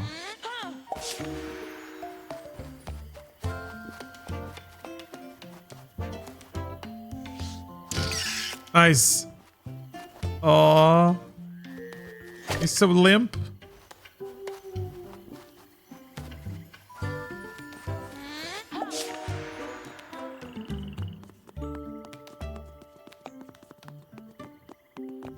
Oh yeah, Baldur's Gate 3 for sure.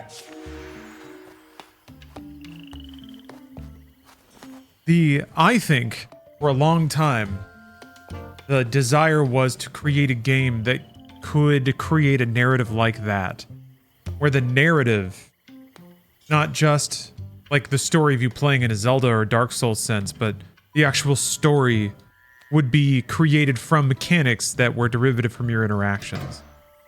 The best, I mean, production values kind of made it so that the best it ever really got was like choose your own adventure kind of stuff. But Baldur's Gate 3 is tons closer.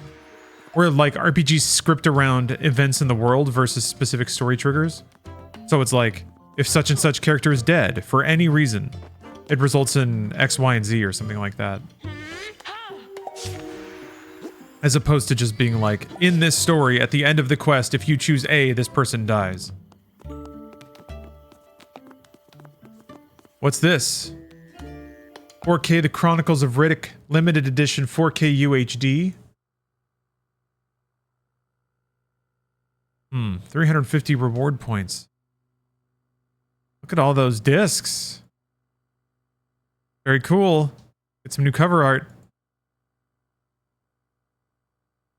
See here, following the sleeper success.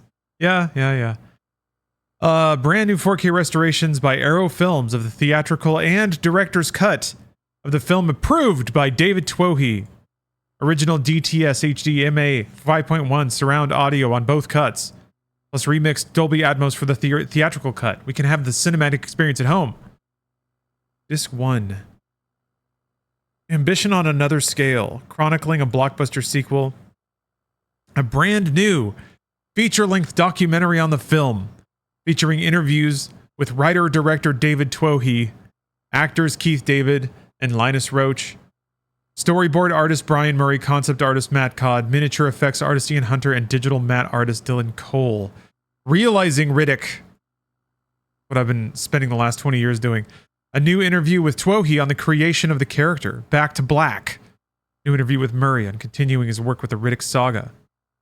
theatrical trailers. What if I got a pristine 4K transfer of the theatrical trailer of Chronicles of Riddick and put it in MediaTek?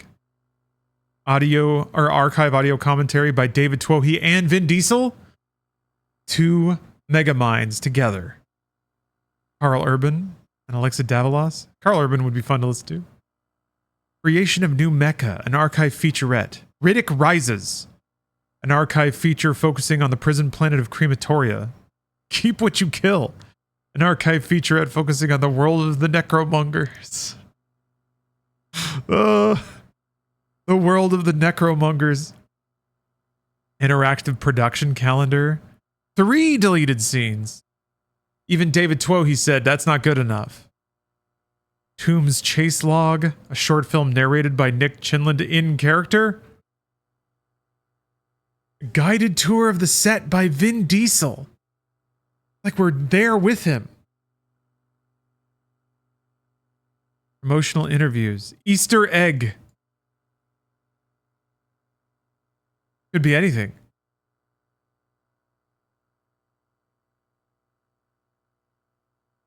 Disc 3. 4K UHD Blu-ray presentation in Dolby Vision of the theatrical cut in the alternate 1:7:8:1 aspect ratio.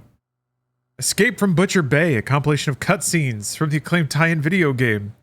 The Lowdown, a television special produced to promote the film's original release. I didn't know they had that. Lowdown. That's a lot of Riddick value. God. I wish I could... Oh, wait, here we go. That's what I was looking for. How cool Riddick is with his 2 knives.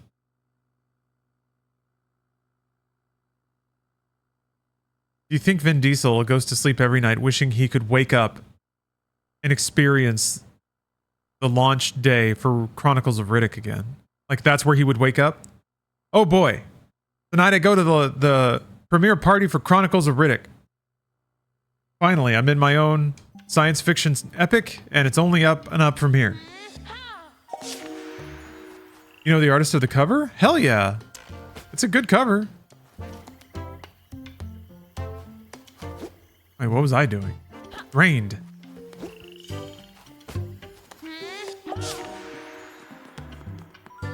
I think the bug will stay drained. Man. I'm playing this very efficiently, am I?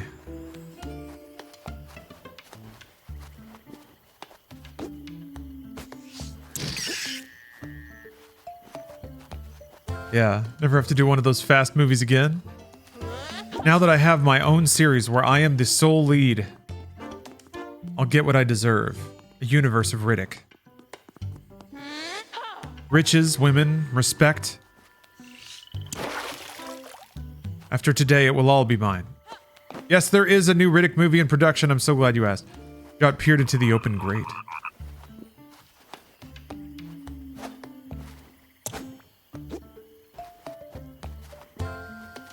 Furia.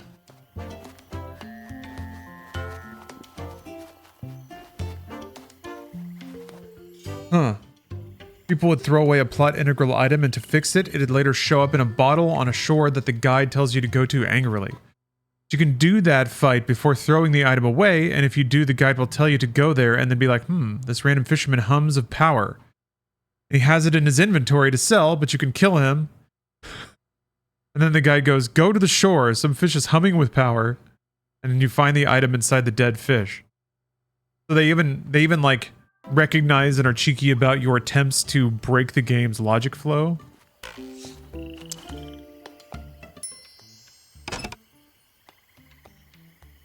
That's amazing.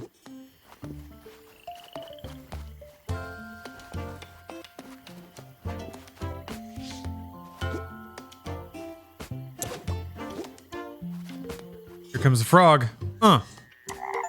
Okay. Alright. That's a pretty big frog. I was hoping he would, like, increase in detail. But I'm not complaining.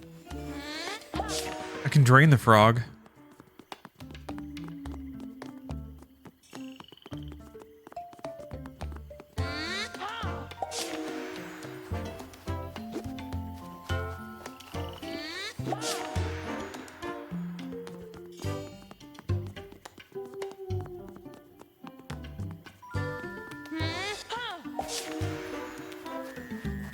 I guess there's also full, but full might be the same thing as huge.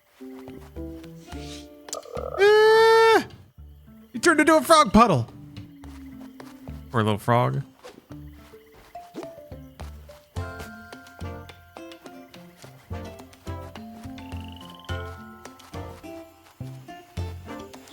I want to see if full is anything different.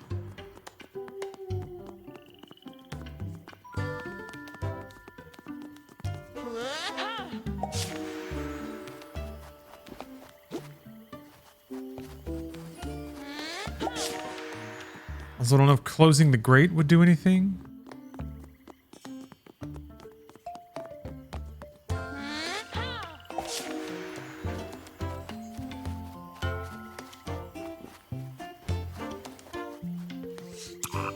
There we go. That's pretty good. Oh, you got a good pre-mixed cocktail drink? What are you sipping on?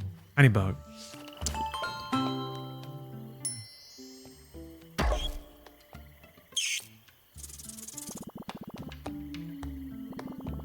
Awesome job, Jot. You've really got a grasp on the power of words. All just amazing, really. Huge to tiny, full to empty. By changing the words, you can change, well, everything. I guess the story in this book really isn't fixed, huh? It's not. Maybe the story's characters are not so fixed either, you know? What are you getting at?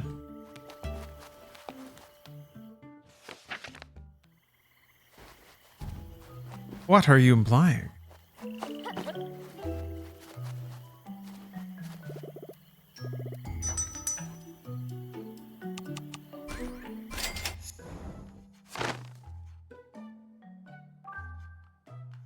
Oh damn, I'm dropping all kinds of pickups now. Not so easy anymore, is it? Like those skellies. Again, the color palettes of all these maps are so good.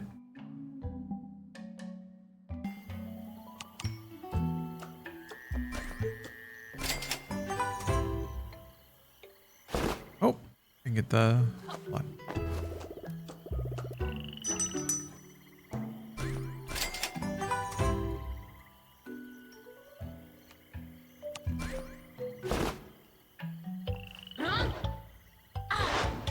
Neat. Oh, Bleakers. Yeah, I did. I did manage to finish Mile High Club. That was an ordeal. It's been a while since I've played something that ridiculous and chaotic, I guess. It really did make me want to play Hotline Miami again, though. I gotta admit. I've been thinking about that game. I Am Your Beast and flavors of Hotline.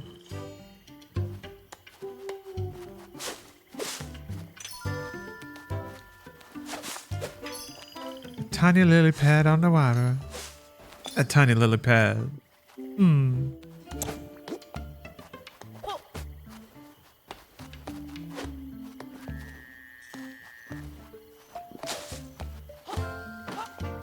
Guess I have to hope that there's other words.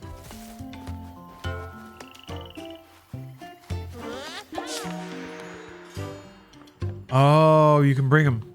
You can bring them. Oops. Damn it.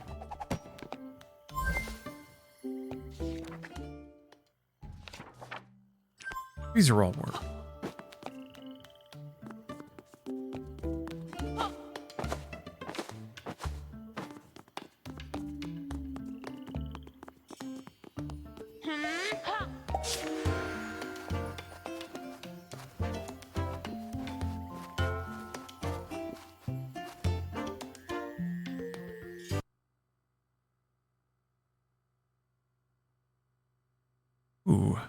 Ooh.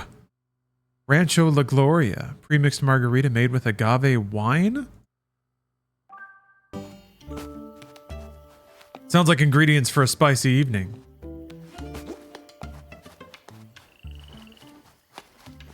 Gets the motor going. I've never had agave wine. Nice, enjoy. How was lunch, Michael? It was great. Nourishing. Invigorating.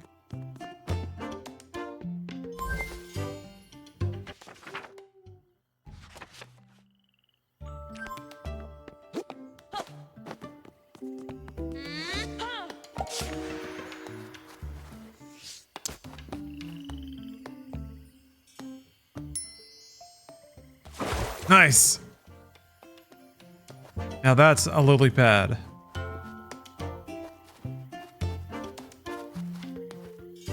That got way bigger than I was expecting. A nice surprise.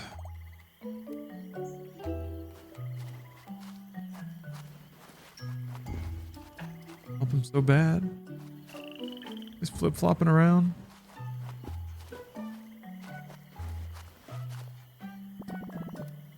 That fish looks like it really needs our help. What do I do? I guess I can flip forward? There's no exit or entry on that.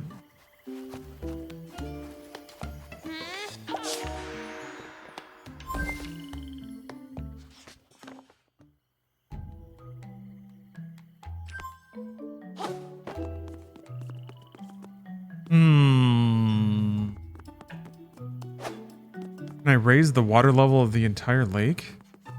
Maybe it's because the moat is open?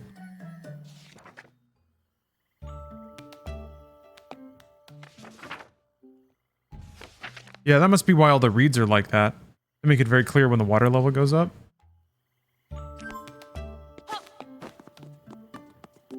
It was the switch.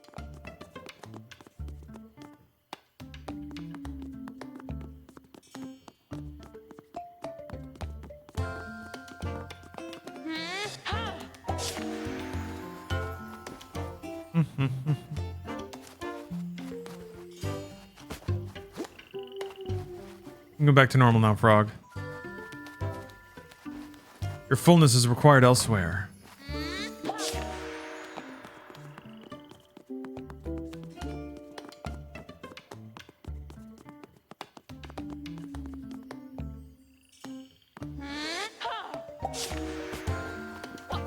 The homie. The bubbles. Bloop, bloop, bloop, bloop.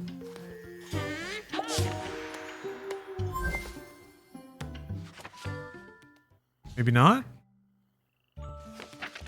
That didn't do shit. Never mind.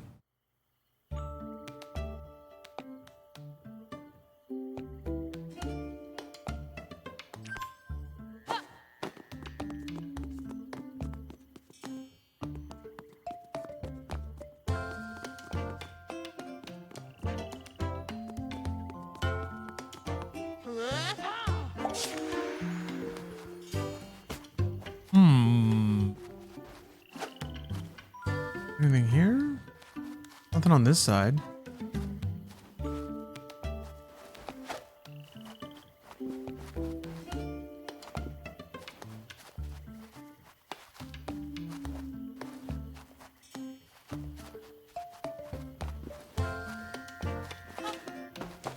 Can't jump over. Maybe I gotta just try different lily pads.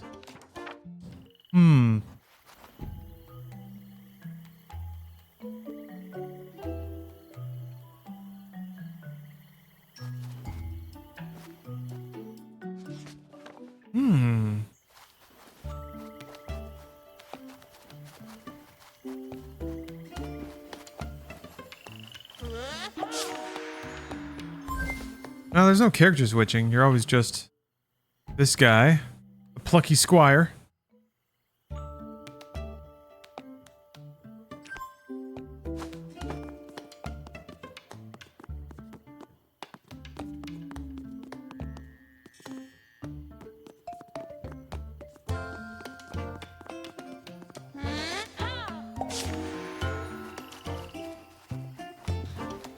It feels like the grate should have been a transition, because there's like there's a black page to the right of the screen I got to.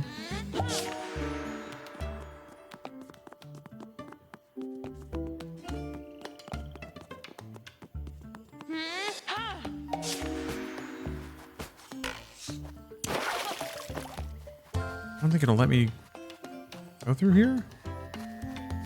Maybe I have to put open on it.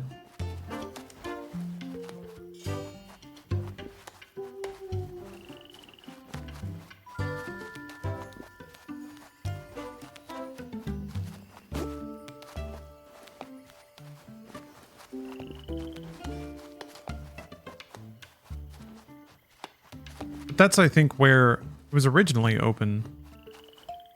That's where I got that open from. Eh. Hmm.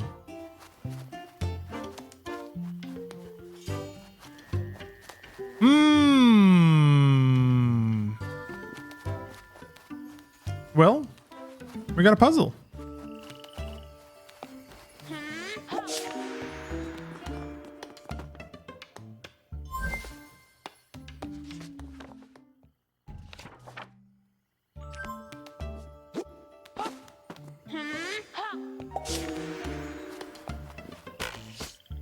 I just don't know what other words even make sense.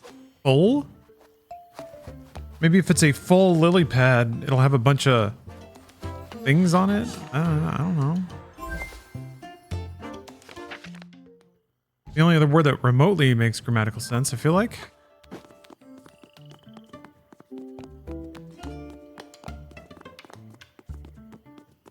Drained, maybe?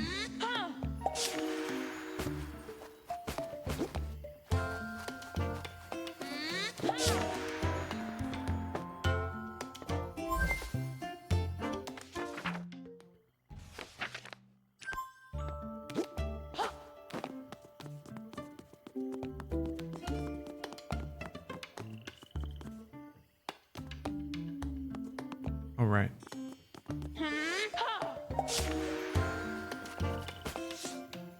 Nope. Guess I'll try drained. I don't think this is it either, but it's just weird that the pages are glowing on this screen. Maybe if I go back to tiny, something will happen?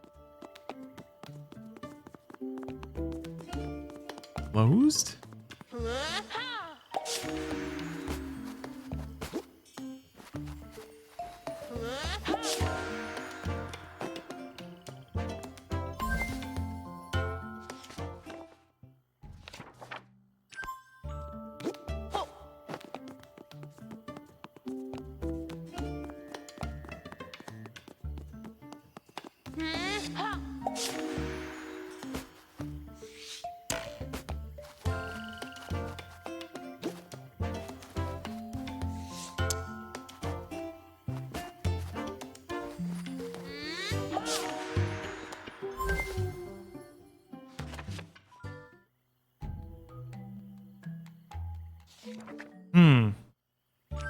Maybe there's just an interaction prompt I didn't see.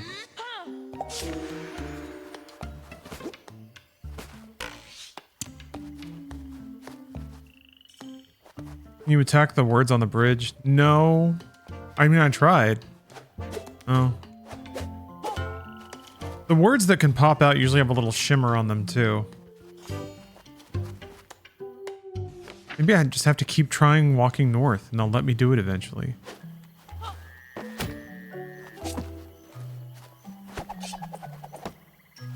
I go into the water?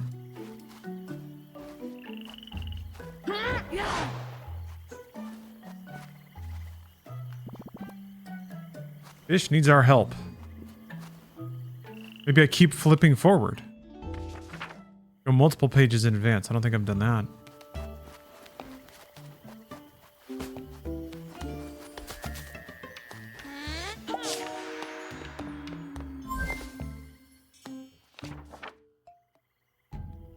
Oh yeah, it does look like there's a path under the bridge.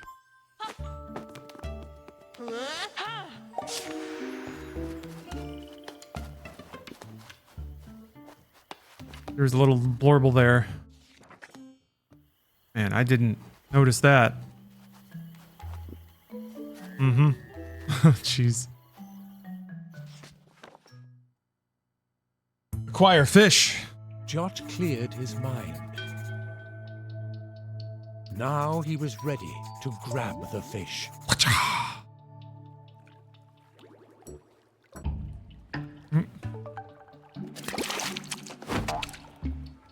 I didn't know which button did it. Ooh.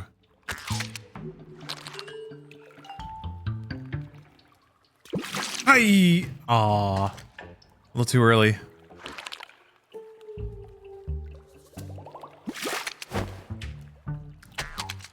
He's a slippery one. Oops. Ha! Oh. Thought that was gonna be it. You. Gotcha.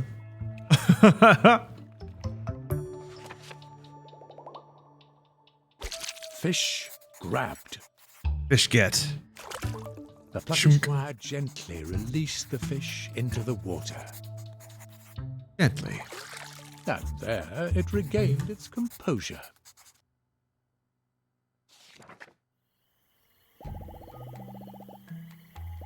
Thank you so much, noble traveler. My name is Flocio, and I am a fish. Green lightning zapped me right out of these waters. Consumed by fear, I flipped and flopped. Till by your hand my fugue was stopped. I am eternally in your debt, but you must forgive me, I must go. For my beloved swims this reedy fen, and I cannot rest till we meet again. Safe travels, my noble saviors. What an extremely well-spoken fish. I do hope he finds his love. Alright, well.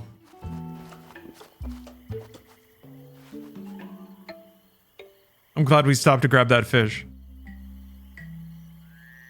Our heroes ventured on. The sounds of the daytime chorus began to fade, and the light began to dwindle.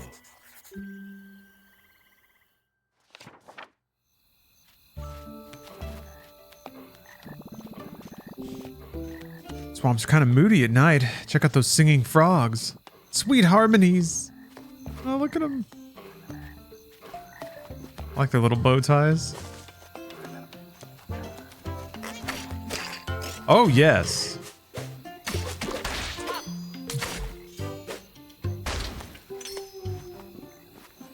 Beautiful. Thank you, tall man, for the raid. Hello, everyone, and welcome. Welcome to the stream. We're playing Plucky Squire. Just came out today. What was going on Tall Man's stream? Tall Gaming, I hope? Godzilla, something like that? Any game with a character creator, perhaps?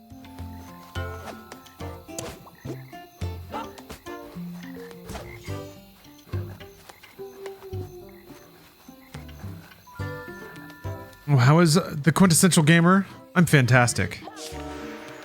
Just fantastic. Thank you. Had a nice morning. Enjoying playing Plucky Squire. Wonder if I can't grab this off of this, can I? Oh, huh. I have to find a way to be on that page.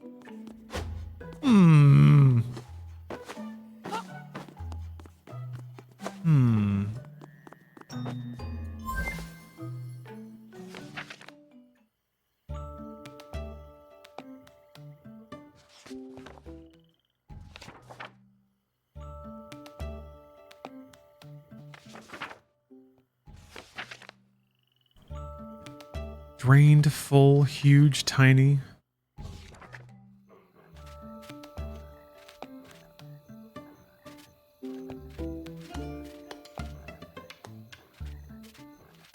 I can make the bridge huge, I guess, or tiny.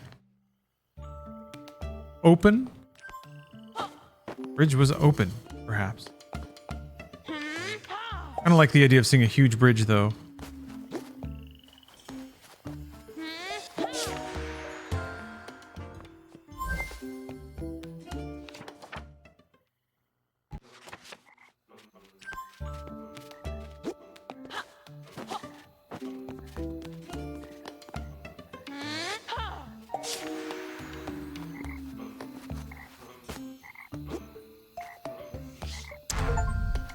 Hey, it worked. Sort of. Frog's still in the way, though.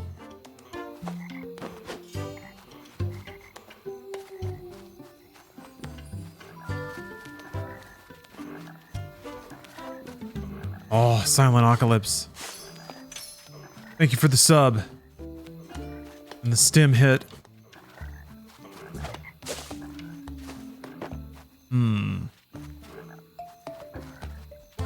Oh, there's another thing. I'll just go there. I don't know. It's solid though. Guess that might be what I need.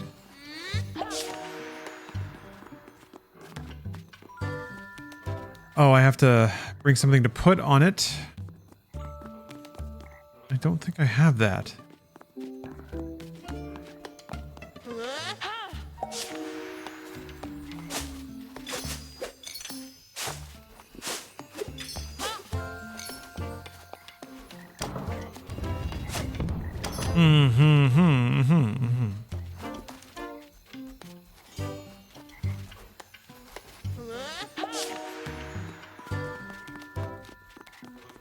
I don't think you can weigh things down with words.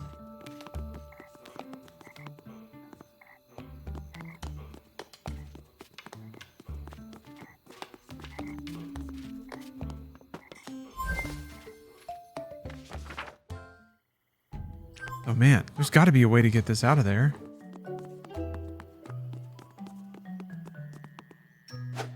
Can't bonk it, can't pick it up.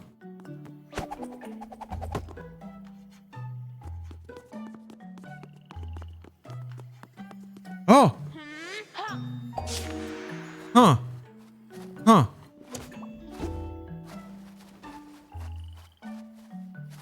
Okay.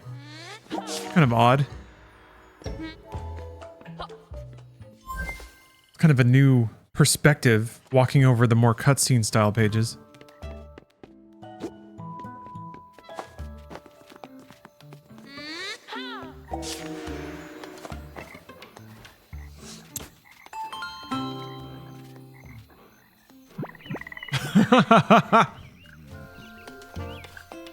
Oh, they're so cute.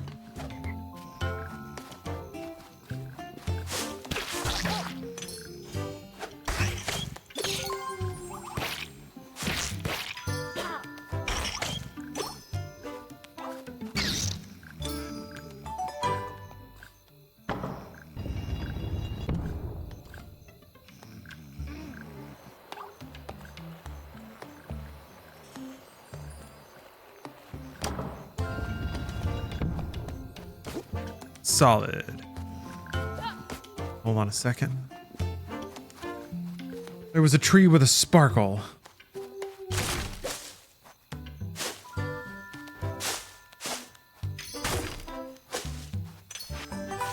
Fantastic.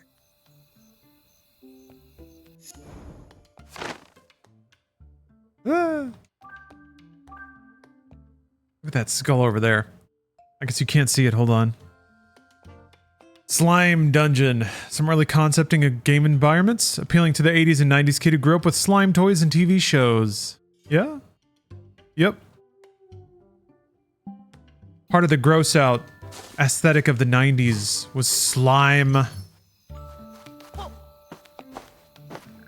Back in the ancient days, kids played with slime that came in a tub, and that was it. It was just a tub of slime. Pretty cool, huh?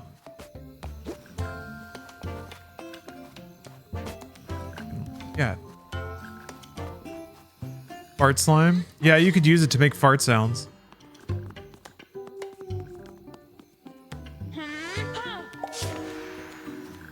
It's in the way.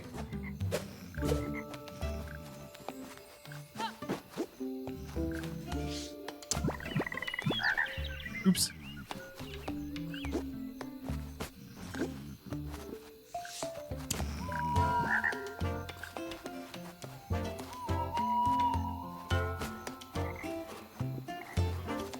I guess I just need a solid bridge.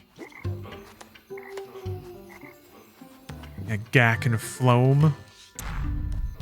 Selling kids industrial waste.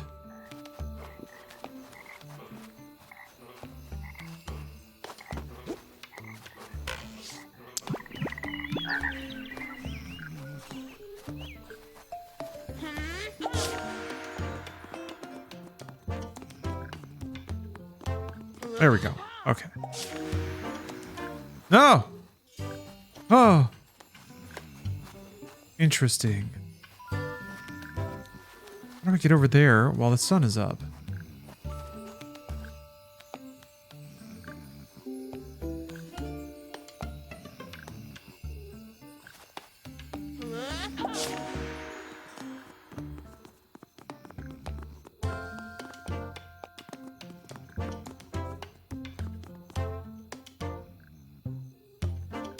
I wonder if I can use the block to prevent one of the frogs from moving.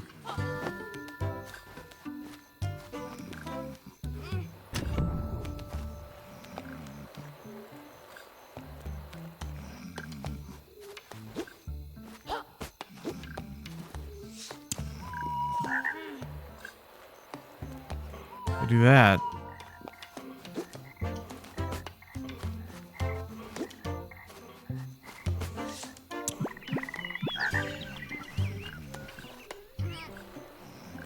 Fantastic.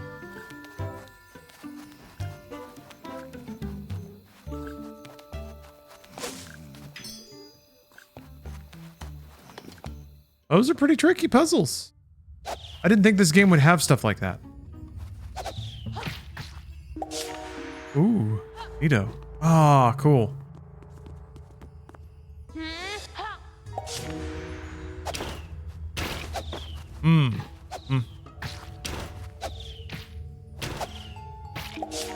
I mean, I have to... I can't bring the brick because I can't pick it up. I just drag it. Going on here.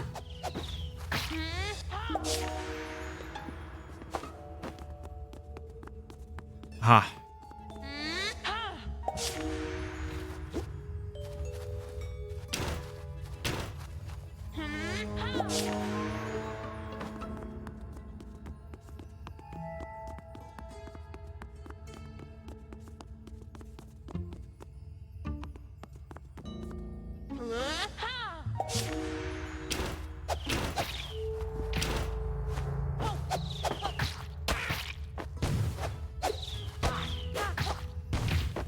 These backdrops are great. So moody and dank.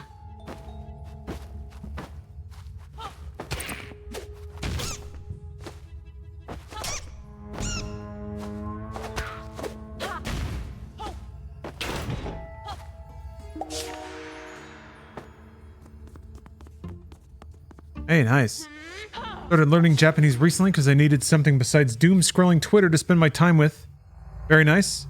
You guys know written Japanese doesn't use spaces. You're supposed to just recognize every single word, even if it's mixed in with other words. Jesus. Jesus. They could space a little bit, though.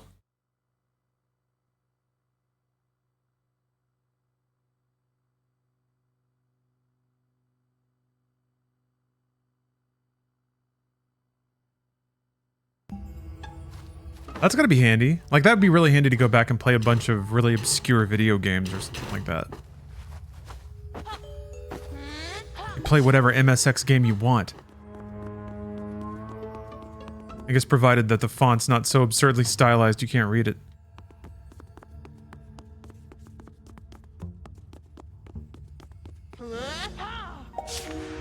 Yeah! Yeah, Japanese only SNES games?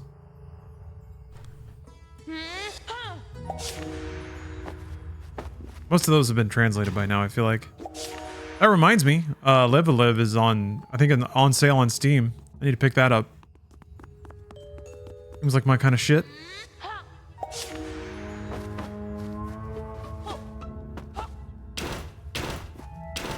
Ooh.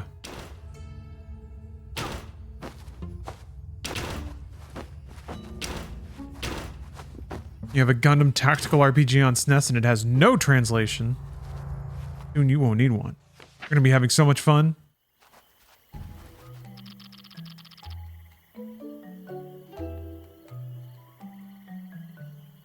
I have to do a favor for a wizened old snail. Adventurers, maybe you can help us. Our house is full of flying bugs. Please kick out those insectoid thugs. Squire, your sword looks mighty sharp, but If you want to wall up those buzzing pests, a long-range weapon will serve thee best. There may be something around here. A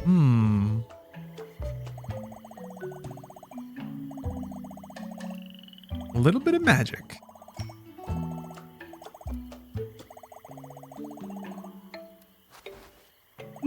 Well, excuse me. Oh, it worked. Holy guacamole. Ta-da, cool, huh? A big log. Not really a long-range weapon unless you threw it. That's okay. Maybe there's a slingshot over here. A portal.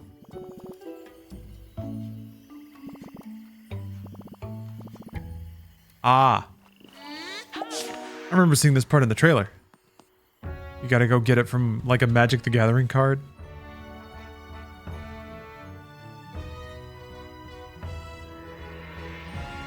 Yeah.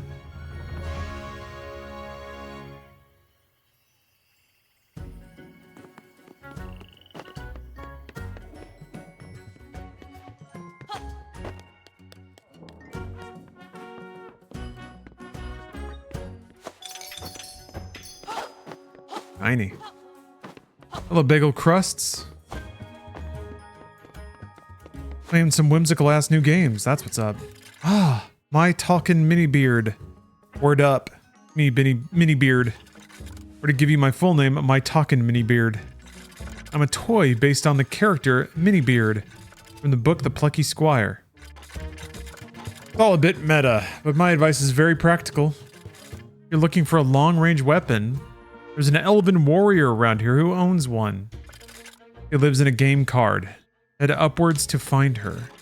She might try and shoot you with arrows, but don't take it personally.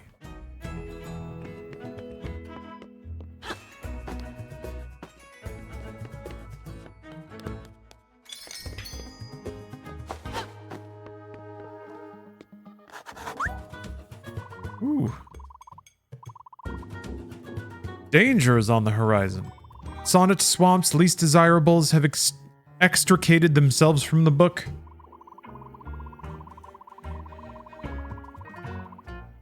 But it does at least appear that you are suitably equipped this time. Eradicate the invertebrates, forthwith!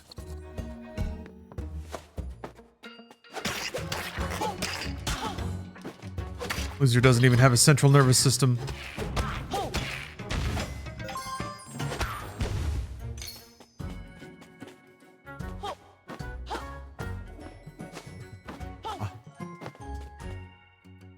Ah, James Fisto. Interview went well, huh? Yeah, hopefully an offer comes sailing on in.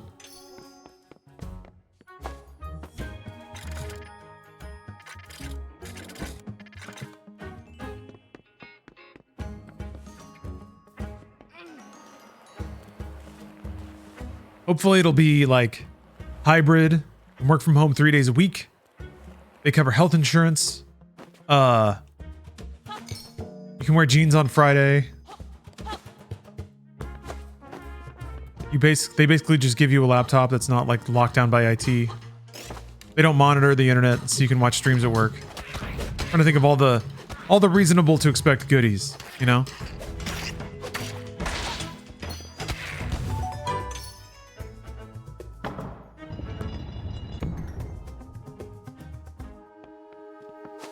Did I hear orgies on Friday?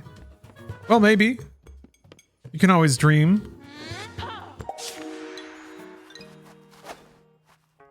The energy's always a little different in the office on Casual Friday.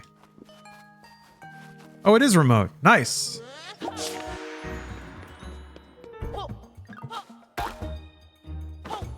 What the? There we go.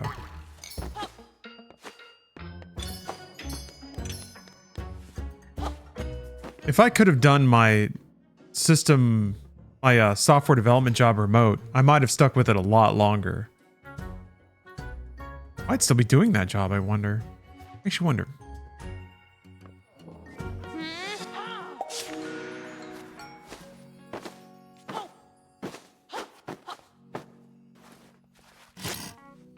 Whee! That's cute.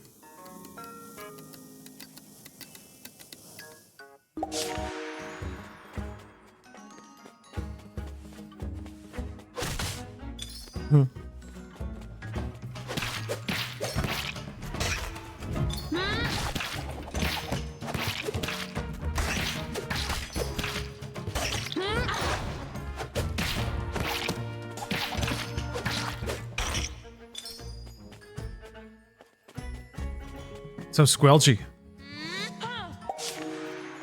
I legit took a nap midday after lunch and just worked in the afternoon. Hey man, if you get your work done, you earn your paycheck, who cares how you do it? That's my revolutionary outlook.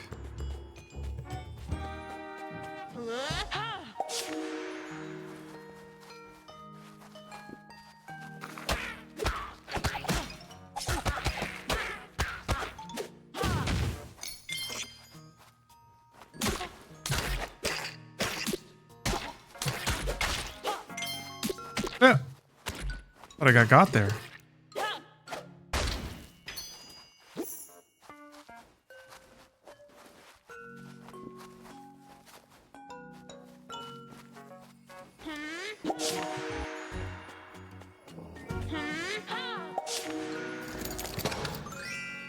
I do like that they constrain the hints to an NPC you have to choose to talk to, versus just firing them at you the second you slow down.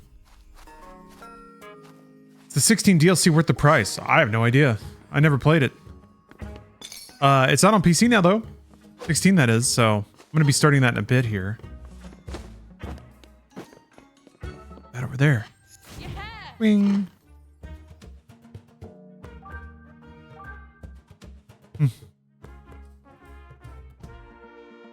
Sometimes it's useful to just draw a whole load of enemies without too much thought as to how they'll be used. You can pick the ones you like afterward. Huh. Oh, there's multiple DLC. I didn't even know that.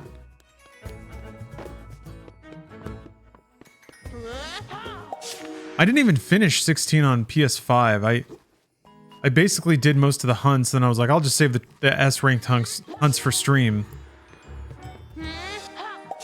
And then that didn't... I just never ended up doing that. Wait a minute. Maybe I do want to go. But now that it's on PC, oh, it's for real. It's for real. Does anyone know if there's a mod or anything to enable hard mode off the top? Or maybe that's not, like, maybe you shouldn't do that. Maybe it's not playable if you're, like, level 1. Probably not yet. Bleh. Bleh.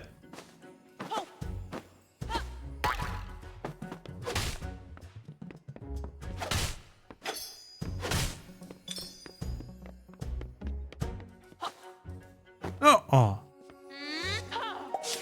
Oh, they both go to the same spot. Okay. But all rumbly. I think I activated all the rocks.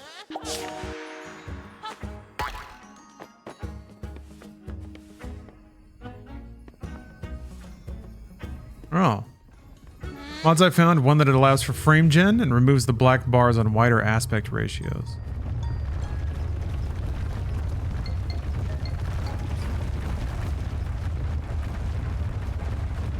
That's pretty cool.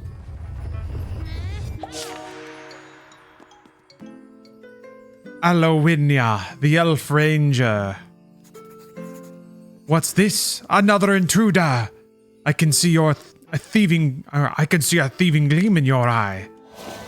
Give me that bow. Give me that bow. Awesome. Show me what you've got, rascal. We're Undertale now. Guard. Heavy damage. I see panic in your beady eyes. We can't bash up on the hot elf girl. We gotta talk. Hey, how's it going? How you doing? Now is not the time for words, but for battle! More chatting. Do not converse with scoundrels. You will not soon forget the song of my arrows. Talk.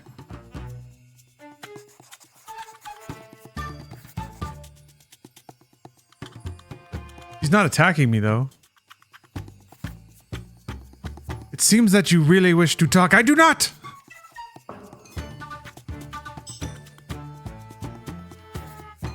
Your insistence on conversation grows wearisome. I'm wearing her down, folks. You are becoming quite annoying.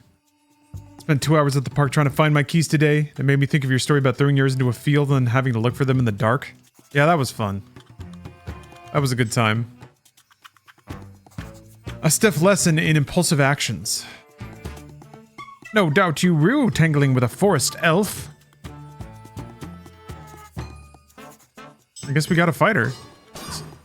Oh, that's not going well. Stab. Jesus. I do rue tangling with a forest elf. Still wants to fight me.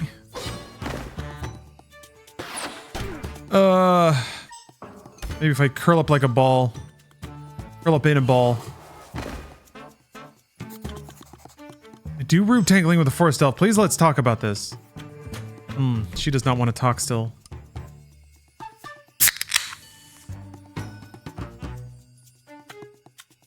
Little soda for the gamers.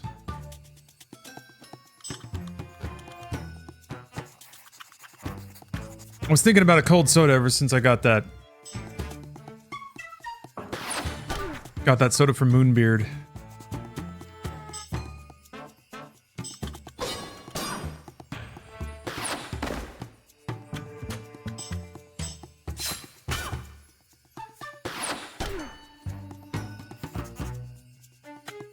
You shall not have this bow, but you shall have its fury! Now that I'm hurt, will she talk to me? No. Yeah, man. Oh, okay. I need Paige to come in and help. Jot, it is I, Paige the Bookworm. You seem to be in a desperate predicament. Let me revivify you. Oh. Your vitality is restored. I may have also spruced up your offensive capabilities. Alas, Jot, that was a one-time spell. I can revitalize you no more. The outcome of this skirmish is now entirely up to you, Plucky Squire. Sorcery means not. Ooh, a brutal slash. Ooh. He's gonna have to compromise now.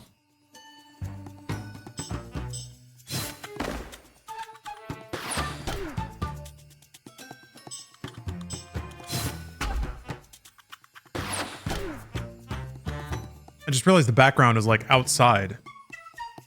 Is this against a window or something?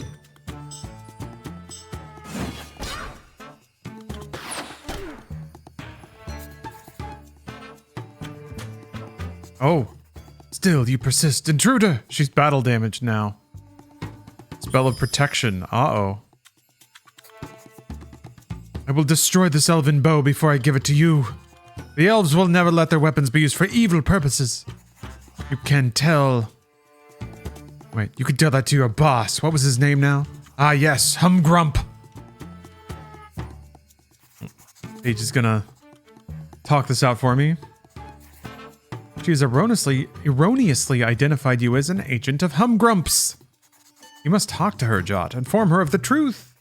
I think I can reproduce the spell that she cast to buy us some time.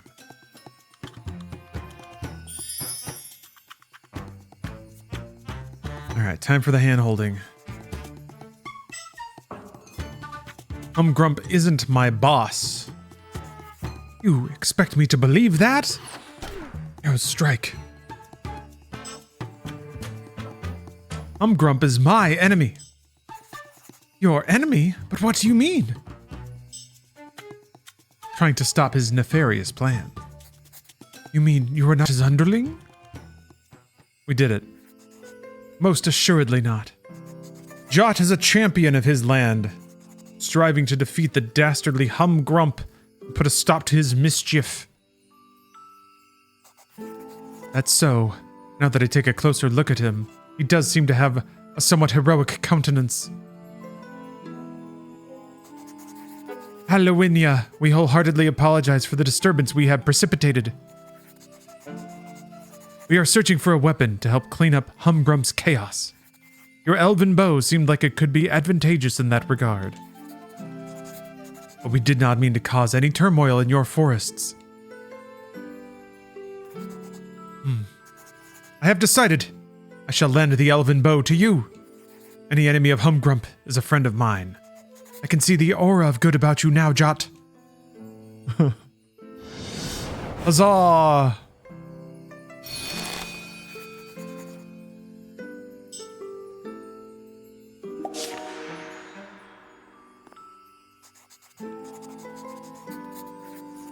When the bow has finished assisting you, it will return itself to these forests. Good luck on your quest, young Jot. Our battle was most bracing. Got the bow. We made a good tag team, don't you think, Jot? So it seems that Humgrump's forces have made their way outside of your book. This does not bode well. Here, jump into the sticky note. You'll be able to get down to the desk and back to your book.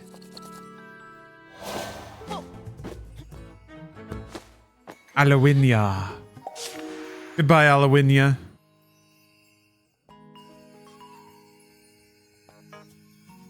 Who knew the Plucky Squire would have elf babes?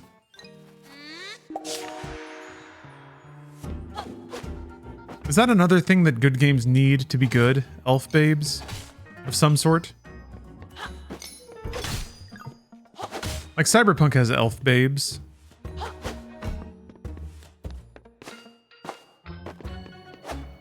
Fishing minigames and elf babes. Cat girls? Yeah. Yeah.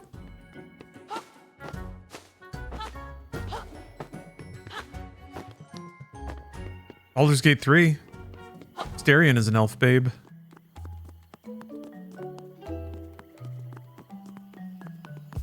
Whoop! Damn it. Wrong button. That explains a lot.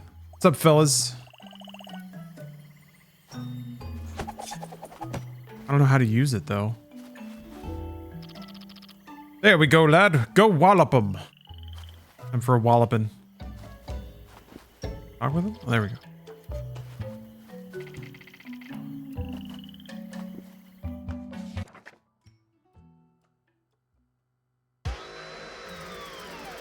Bugs. Jot readied the elven bow. It was time to put its powers to the test. I like how the elven bow still has the like art style and shading of the card.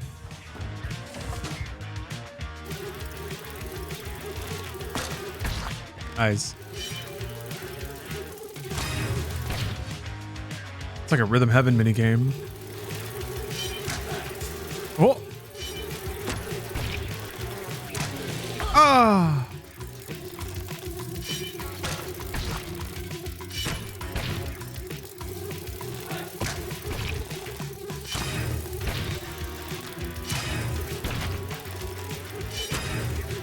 Jot drew his bow back as far as he could and shot that creature right in the eye.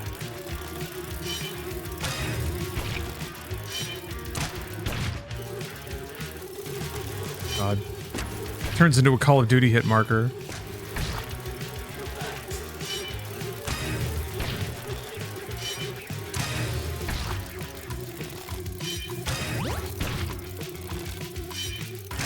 Yeah, foppish. It's kind of point and click in its energy, isn't it? Some of the better point and click games would have little mini games like this along the way. They go faster than your cursors. Well, a little bit faster. How do you...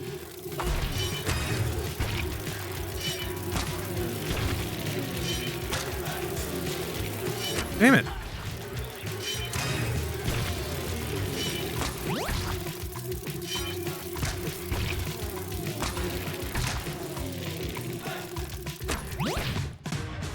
Yeah!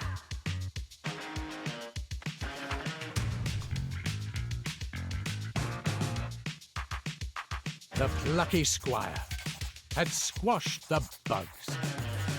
Eat it, bugs. This is Snail Town. Thank you from the bottom of our mollusk hearts. That's not the last of those bugs, though. We've had word there are more ahead. They say their leader is a big, horrible bug with flashing eyes. Have your wits about you, adventurers, and good luck. Thank you for the warning. Nibble nibbles? Such pluckiness I have never seen. Thank you.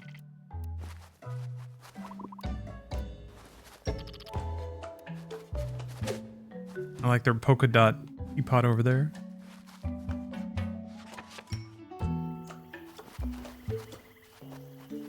He's got a collar. You've reached Snailford upon Avon. Snailford upon Avon? Alright. A nice peaceful town. At least it was. Why? What happened?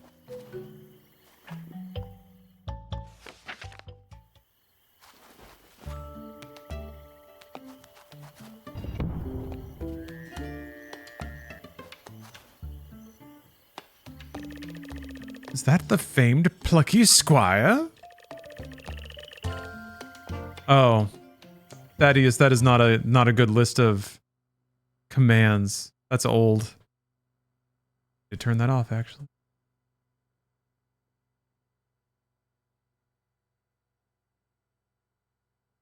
Is there a way to just...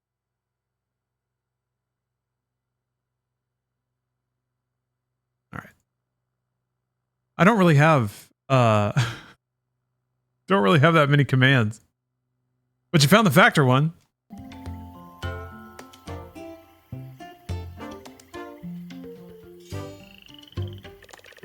Oh, thank you.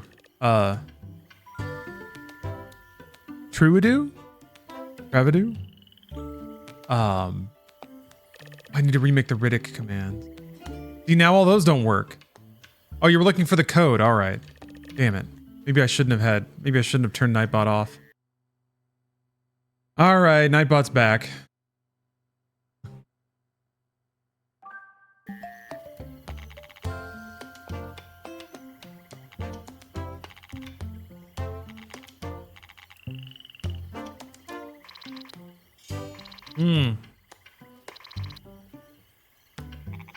The bugs have trashed the town. The 2-volume collected works of Shellspeare. Plucky Squire, please defeat the bugs and get those 2 books back to us. Nail friends, we're on the case. Nightbot's back.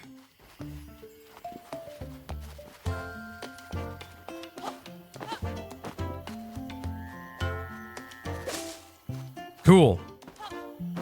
Cool. All right, I'm gonna keep adventuring another time. I do want to check out Final Fantasy 16 though. Plucky Squire out now.